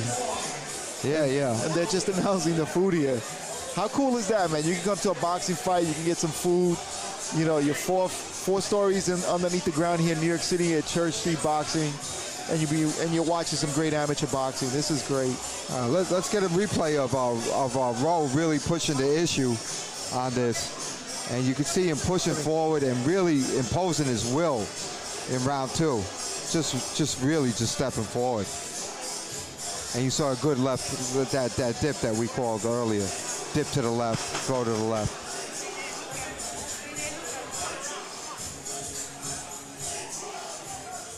All right, so this is the 11th bout of the evening. We still have 2 more after this. This is the 3rd and final round here at the 165 Elite Male. Daley showing that good head movement. I'd like to see him throw some punches with that. What do you think, Ronnie? Yes, good combination. Good combo, snaps the head of Rowe back. Just as you spoke. Yeah, there we go. Now he's adding some punches to those moves. Coach Arden gave him a good talking to in the corner. He said, "Stop playing." Stop playing, and he's not playing anymore. Good right hand, good right hand counter. Another left hand up underneath between the gloves. And Daley's got woken up all of a sudden. And Daley's very sharp. I mean, just I like him. I like to see more of Daley. I just got the feeling that he's not in top shape. Let's see if he stopped playing now. Since Coach Arden wanted him to stop playing. And Rowe is not playing either. He's coming forward. He ate some punches, but he's still coming forward. He's still pressing the issue. Good counter right hand coming in, but nothing else. Yep. Rowe is keep back to the pressure, keep backing him up in the corner. I just had the feeling that Daley's not quite in the right shape.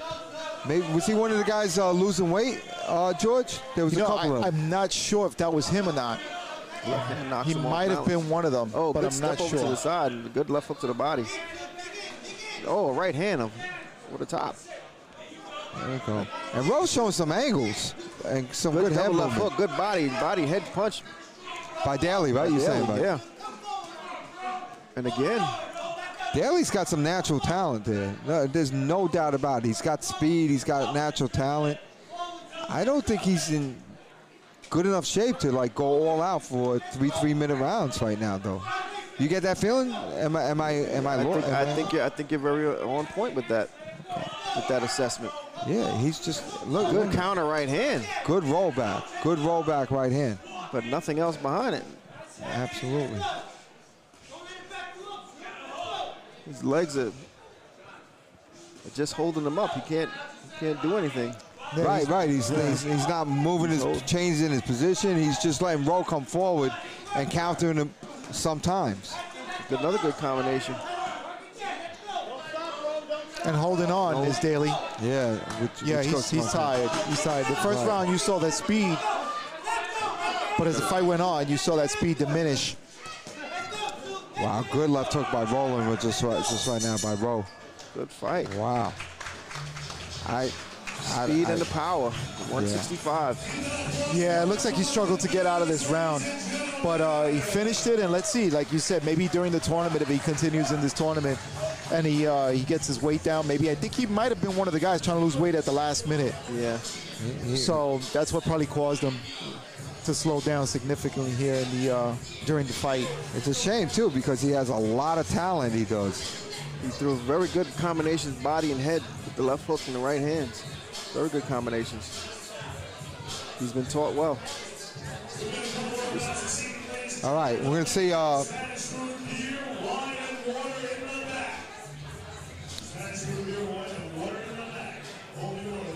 right, George. So let's take a quick look at this.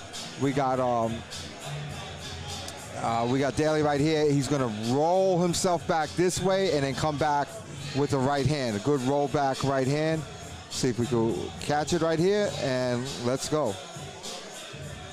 There's the roll and the comeback. That was a good right hand. Great combination right there. All right, a counter, because it was one punch, a counter. Mm-hmm.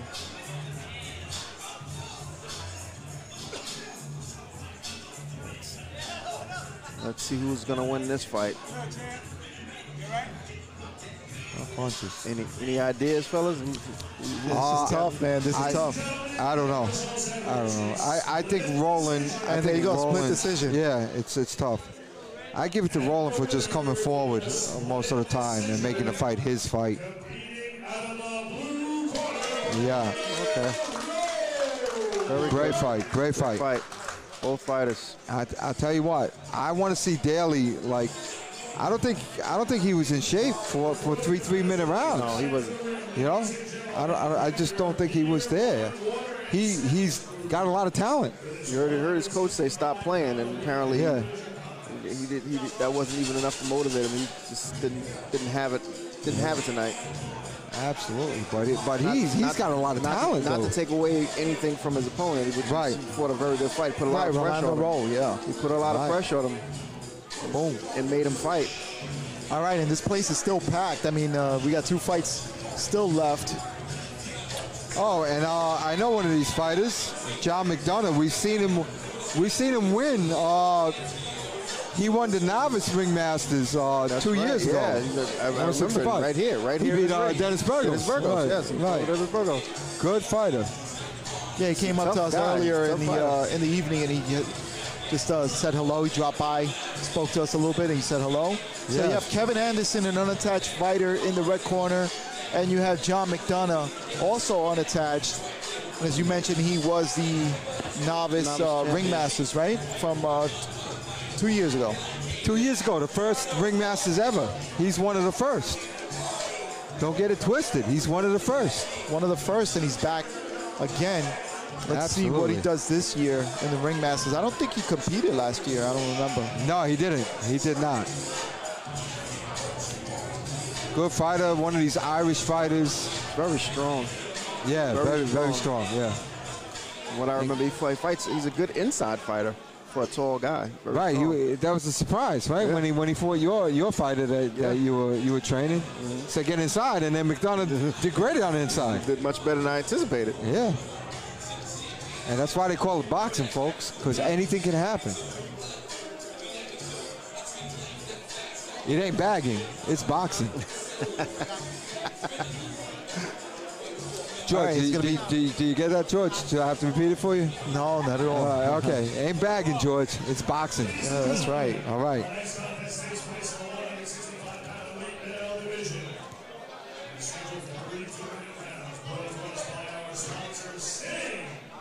Introducing first, competing out of the red corner unattached, ladies and gentlemen, Kevin Anderson! Kevin Anderson in the red corner.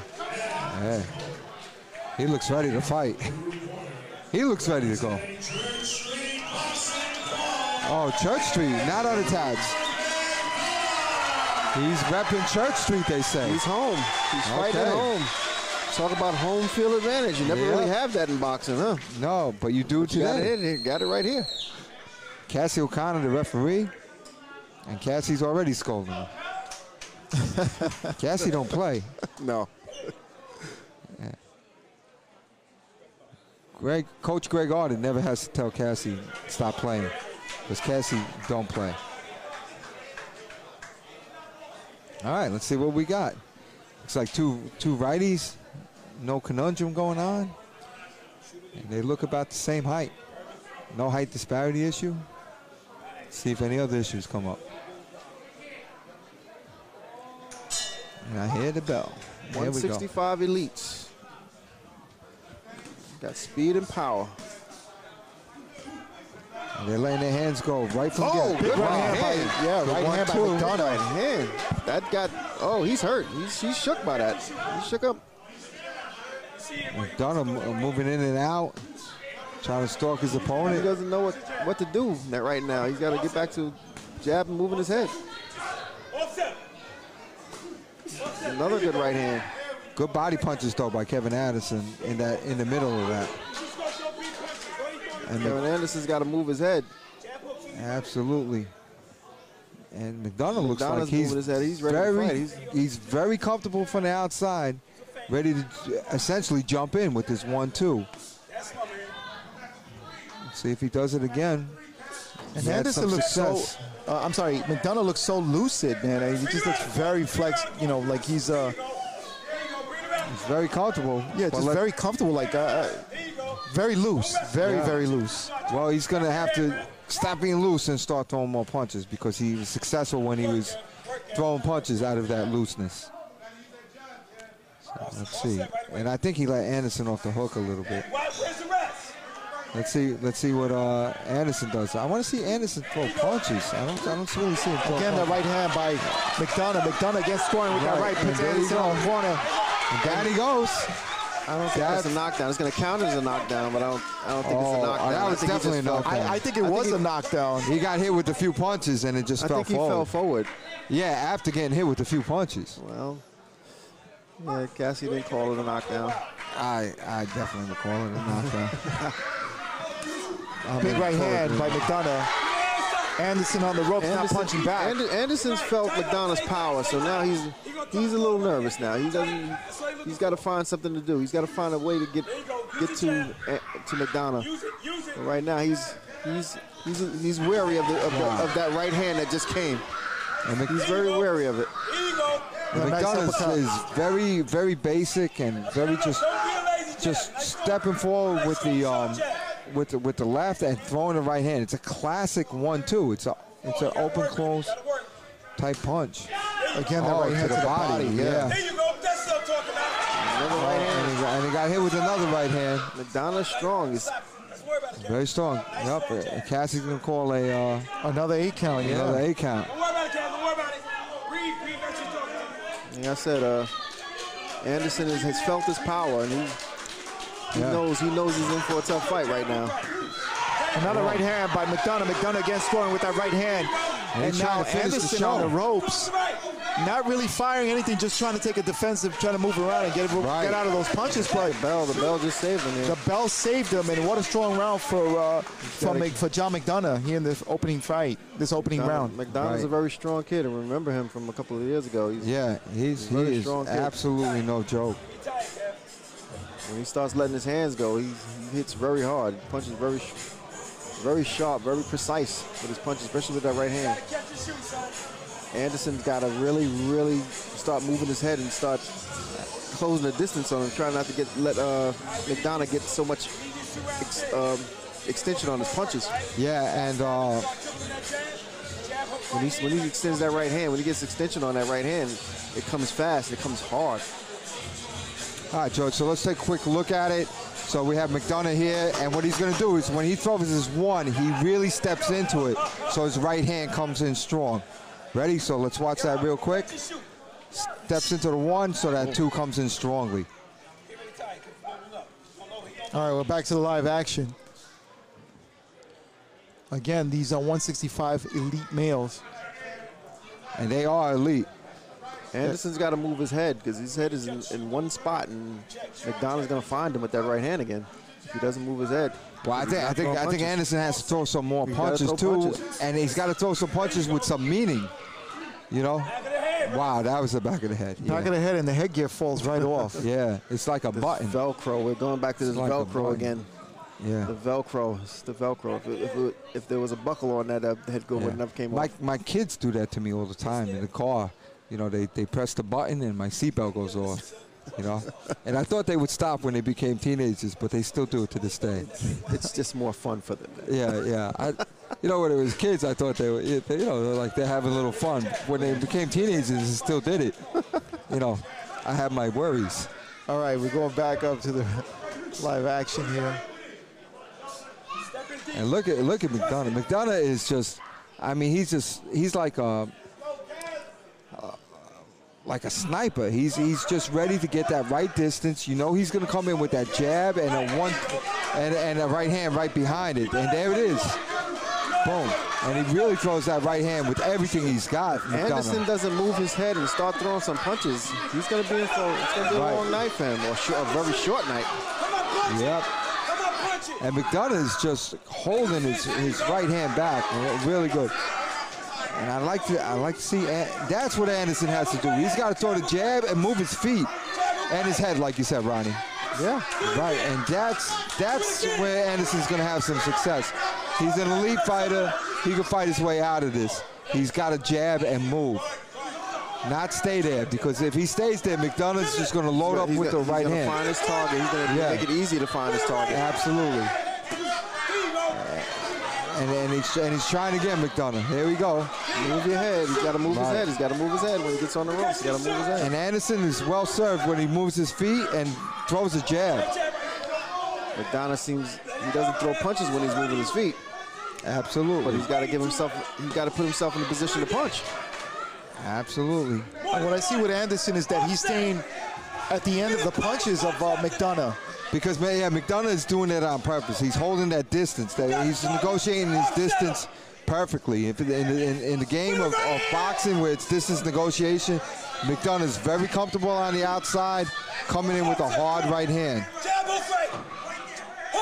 There it is. And now McDonough's added a hook. And Anderson, when he does that, jabs and moves to his left. He's been effective. He's been effective. Absolutely. And he just won't do that. He's moving, but he's not punching. He's got to snap his jab. McDonough's just very comfortable on the outside. Yeah, he's controlling the distance in this fight. Yeah, absolutely. He's negotiating the distance to where he wants to be. Anderson doesn't want to get it with that right hand again. Yeah, absolutely. There it is. That right hand catches Anderson on the ropes. Whoa. Absolutely.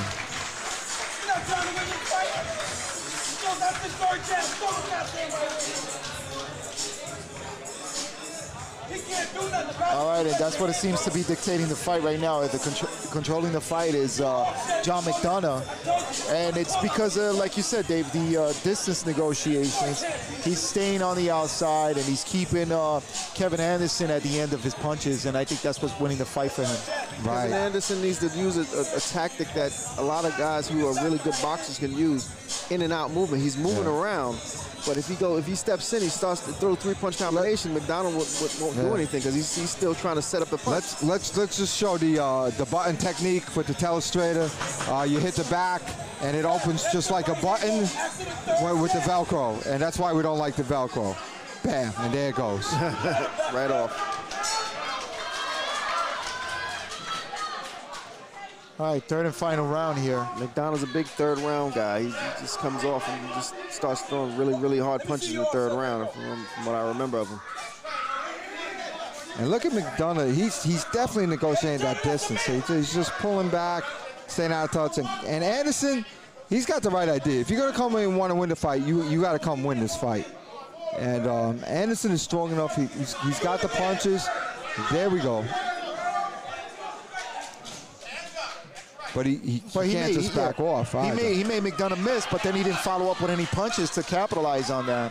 Yeah, he's got to land punches. If Anderson wants to win this fight, he's got to throw punches. I mean, before you land punches, you got to throw punches. And here's McDonough in that comfortable range. You know that 1-2 is coming. All he's got to do is step in and throw a quick combination. Once McDonough's he's not ready for it. Yep. All he wants to do is throw that right hand. And you saw that 1-2? It's good. Now McDonough with that triple left hand. Anderson felt it, and now he doesn't want to fight anymore. Now he's not took the fight out of him. Cassie O'Connor scolded him. Yeah, for hitting back of the head. Yeah, he was looking for that button, that Velcro button. As I illustrated last round with the telestrator. He's got to use his jab. He's got to throw punches in combination. Yeah, you're talking about Anderson. Anderson yeah. in the red. He's got to throw punches and combinations. He's got to make up his mind. All McDonough's doing is following around the ring. All he got to do is punch him, and he wins the fight. He wins the round. Yeah, but is it a little, too late? A little too little, too late? Yeah, it might be a little too late right now to win the fight, but he can win this round. Right, absolutely, and that's what you have to do. You have to win something, and you have to fight. Just because you're losing doesn't mean your education is going to stop. You have to keep fighting and solve these puzzles that you're going to face in your life, especially as a boxer. And he's doing something now. He's coming forward and he's doing something. And Cassie O'Connor says, stop trying to find that button in back of the head. I read her lips. Cassie said exactly that. You heard it, right? And reaching into the body was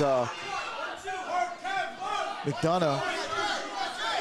That's about the third or fourth punch he threw this round. Good slipping by Anderson. He got hit with a couple of hooks by McDonough, but at least he's out there fighting.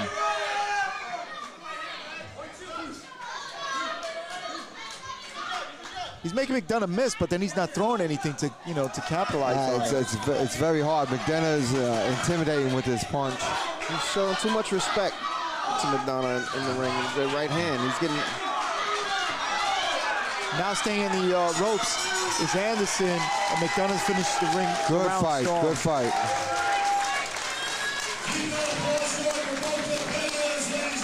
Wow.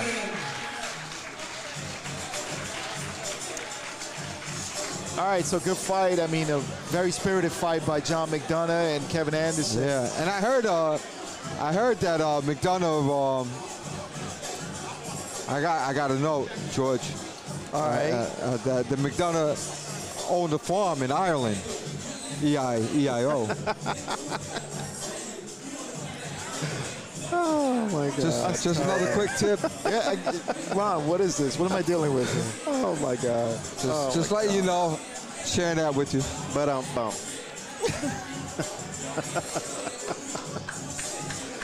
All right, so we have one more bout schedule after this one, and again, it's the 165 elite males coming up. So, what a great night of boxing here at Church Street, and we're happy to bring it to you here by way of Smoker Talk Boxing. You can go to SmokerTalkBoxing.com and pick up some merch. We have some really cool shirts, sweatshirts, mugs, hats. You want to pick up yours, go to SmokerTalkBoxing.com and support the channel, support the cause, so we can keep bringing you this great Right, and hopefully we could get some amateur boxing. some better equipment. No surprise there.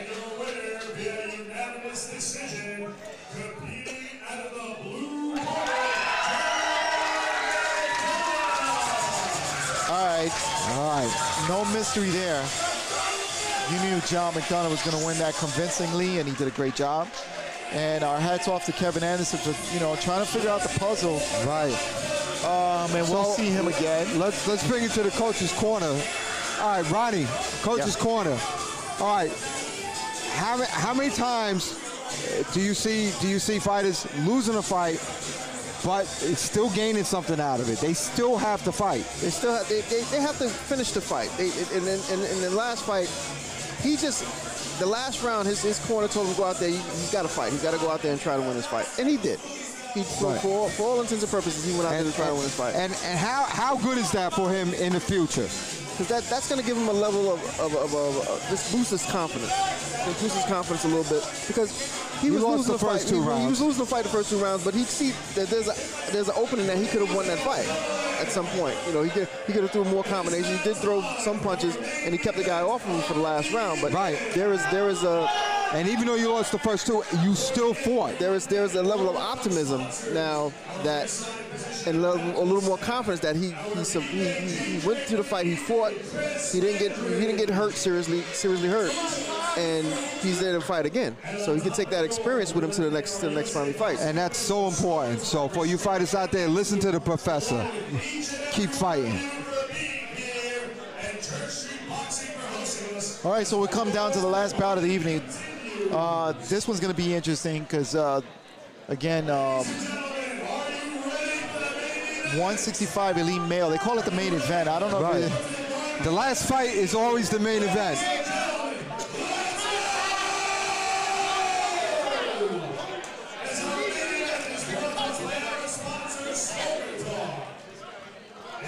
All right, Matt Compatello with the call there.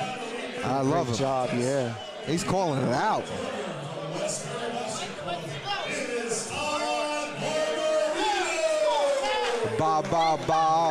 Barbarino.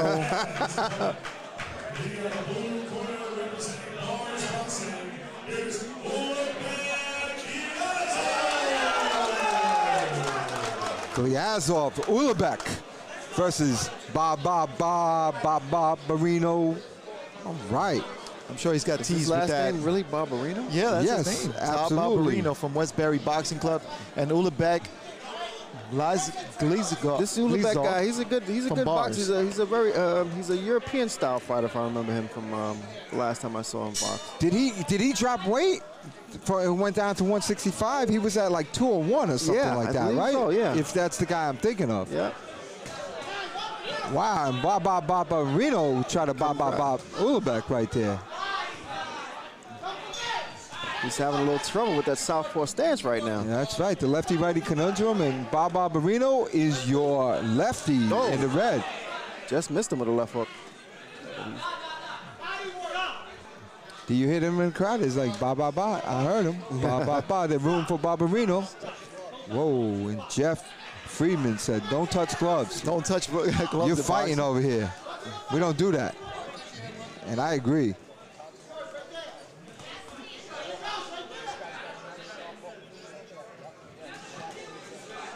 We'll go back on the corner. Glycinov he's a good boxer, I remember. He puts combinations. He moves very well. He's just trying to figure out where this kid is going to be. He's going to try and put him there. You think so? Let's watch. Watch how he did. Watch how I remember him. He hit him in the back of the head right there is what he did. They're looking for that button. Barbarino's putting a lot of pressure on him. Let's see if Barbarino's like a street fighter, man. Yeah, he's gonna put him where he wants to be. If I remember that, there he is. He's throwing that right hand, left hook to combination against the southpaws. Ulabek you're talking about, very right? effective, yes. Ulabek, the kid in the blue. The right hand, left hook combination, very good against the southpaw, especially an aggressive southpaw. Good left hook by Ulabek. Ulabek landing some nice clean punches in this round.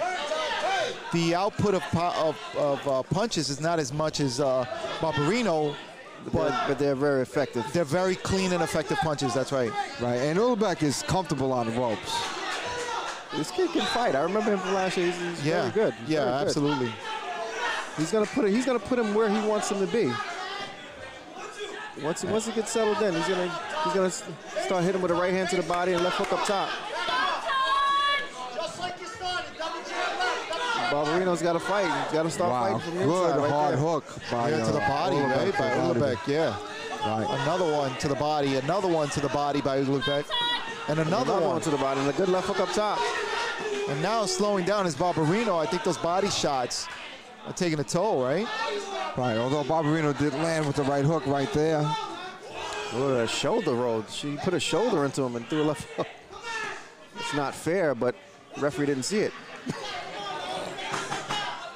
Last 10 seconds here. Barbarino gave a shoulder right back.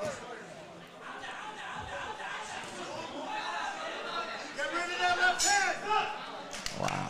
Good first round, man. I saw Barbarino really taking control in the beginning of the opening round. Very first minute, he took control, but Ulabek, right? came back strong. A lot of effective punching, a lot of inside punching. Yeah, absolutely. He's a sharp guy, and he's very, very calm and relaxed. Now, if I remember from last year, if I'm watching him box, he's against the southpaw, same thing. He threw a very effective right hand to the body, left hook up top. This kid never saw it, so let's see if he can reproduce that again in the second round, right? Yeah. Now, Bars Boxing, that's in Brooklyn, right? All right, let's see that combination that Ron is talking about right now. Ready? So we're talking about a right hand to the body, and then a left hook. And you're going to see him set it up right there. And there it is. Okay. I was impressed watching him last year. He put guys where he wanted them to be. And then, see, there he's doing it already. Yeah, and he's throwing full feints. Those punches are full feint punches, which is scary. That's like Lomachenko type movement. And good body shots, man. Yeah, those are very good body shots. Those body shots are debilitating because they keep you right there. They freeze you. I'll tell you what. Not in really good shape. Good right hand, good overhand right. Yeah, I like Barbarino, though. He is not giving up at all. No. He's fighting. He's a little bit outgunned, but those hooks took a lot of his spirit, but he's still fighting. He's there to fight. Good learning for him. The right hand left hook again. Yep. There it is again. Ulabek is so sharp with his punches, man. Again. Yeah. He makes him look down and comes back with that left hook. Yeah, he's got that Triple G type style as well. Yeah. He's something else. That Eastern European fight. He's obviously somebody who's been around. I didn't believe he was a novice last year. You can't tell me this kid was a novice. Right. Oh, he was the novice last year? Yeah. He didn't win though, right? I don't think he won the tournament. He was something else. Good right hand. Good right hand. Gets his 8 count. Those body shots in the beginning of the round. Right. Froze him, and now he's... Right, and Ulubek, I don't know if he won the whole thing last year, but he was definitely somebody who was very impressive. Is he from Bars? Yep, Bars. Okay, yeah. Yeah, Ulubek is something to watch. Oh, good right hand on the inside. Yeah. Nice body shot again, man. The right hand, left hook. Woo. That right hand, left hook. And look at Barbarino still fighting back. Still fighting. I love Barbarino. Again, that body shot finding his mark. And another shoulder. It's a fight, folks. It's a fight. Yeah, that's it. It ain't knitting. Now Barbarino tried to catch some body shots in nice left hand. But those body shots earlier took a lot of steam out of his punches. Absolutely. That's what those body shots do. He's been taking those body shots for the 2 rounds. Ulubek is trying to push with his, Barbarino's trying to push with his elbow a little bit, but he needed to follow up with some shots with that. And these guys are really Barbarino's breathing heavily. Yep.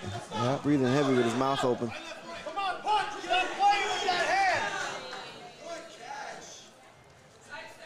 And falling into the corner, these two. Great second round again by Ulubek. Ulubek he's showing some skill here. He's showing a skill that he had from where I saw him before. I'll tell you, Todd Barbarino's staying in the fight. Yeah, just that you could tell, like you said, he's breathing a little harder, taking a lot of body punishment, and it's slowing him down. Absolutely. As I watch him in the corner, he looks like he's almost disappointed right now. So yeah, after getting those body shots, yeah, I think these coaches have to, give him a good pep talk and go out there and fight this guy. But Ulubek is really sharp. He's on his game. He looks like he's in shape. Yeah, absolutely. He's a lot to handle, and he's very. There's no kinks in his armor, you know. All right, third and final round.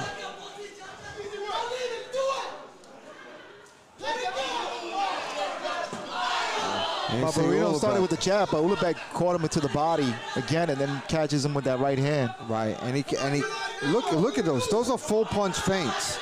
I mean, you see Jorge Linares in the pros do that. Lomachenko do that type of stuff. Even Guillermo Rigondeaux. That's very advanced to be able to throw punches like that. All right, what's the purpose of that with the feints? Because you just don't know when it's going to come hard, and you have to be. Andre Ward does that, you know. And then standing 8 count. I didn't even see that. Did you see that? I didn't see that. Yeah, it's left hook. Oh yeah. Short left hook. Okay. Big right hand. Yep. And left hook. Yeah, that's it. That's it. Yeah. Right. And the referee stops the bout here. I thought he was a little outclassed. Yeah, he's just a little outclassed with that. Absolutely. And I think that was a good stop. I think it was a good stoppage. I think he was just going to take a lot more punishment this round than he did in the previous 2. All right, but he walks away, maybe not with the win, but he walks away with a lesson. Absolutely. He went in there with a good opponent, and he made a good account of himself because he fought his heart out. You know. In the first round, he showed he wasn't afraid of this guy. Yeah, we're not going to take anything away from Todd Barbarino. He came in here game to fight. He did what he could. And let me tell you, he walks away with a lesson, and I'll tell you, he'll be more prepared for the next opponent. Let's take a little look at these full feints, full punch feints, I call them. So you just don't know when the real punch is coming. When he starts doing these type punches, you don't know which one is going to be the one that's gonna hurt you, and that's the problem with somebody like that. They're very comfortable, and then you're going to see he comes over the top with the hook right here. And that's when they call the 8 count. Right there. So, real tough.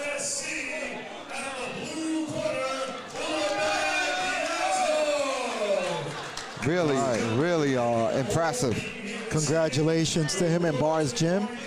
And thank you for joining us here at Smoker Talk. Listen, you want to tune in next week, Friday, where we'll be in IBF in Ridgewood, Queens, and we'll bring you more live, action boxing. Not live from Ridgewood. Well, from maybe IBF. not live. Maybe not live. We got to see if we probably won't be able to get out of there with the signal. Right, it's tough. Very hard, and this is why we tell people, if they can, to donate to us, because we want to get our live stream equipment up better. Right. But you're talking a completely different level in equipment as far as how much it costs. Right, it's a lot of money for us, and then we have to pay for that monthly. Right, and right now it's an expensive hobby. I put my right hand before because you were on your phone, Ronnie, and I didn't want to interrupt you, so I was just trying to be gallant. But Ronnie, the professor, is here with us, and we love ourselves some Ron McCall. That's right. Thank you for joining us tonight, Ronnie, for hanging out with us here and calling the fights with us. That was a lot of fun. Thank you, man. And if you notice, he has very sharp eyes. And his peripheral vision is amazing because sometimes he's on his phone and still catches these moves. I don't know how he does it, but he does, and it's amazing. All right, so we hope to see you guys on Friday, and then the following Saturday we're also going to be out live in Brooklyn, so you're going to be able to tune in there as well. Absolutely. Just keep up with the Smoker Talk videos and keep up with the USA Boxing Metro to keep up with the fight cards and the fight the event locations. Right. Come out and enjoy some of the top amateur boxers in New York City, New York City absolutely. area. And it helps us. It helps us more views, more followers. Eventually will bring us up to the next level, and definitely for these fighters, because that's what we need. Absolutely. Remember, April 10th, get your tickets at the Hulu Center. For the Hulu Center, you can get them at any of the boxing gyms. So that's it for tonight. For Ron McCall, Dave Steve, I'm George Zayas. This is Smoker Talk. You guys have a great evening. Good night, and see you guys next week on Smoker Talk. We'll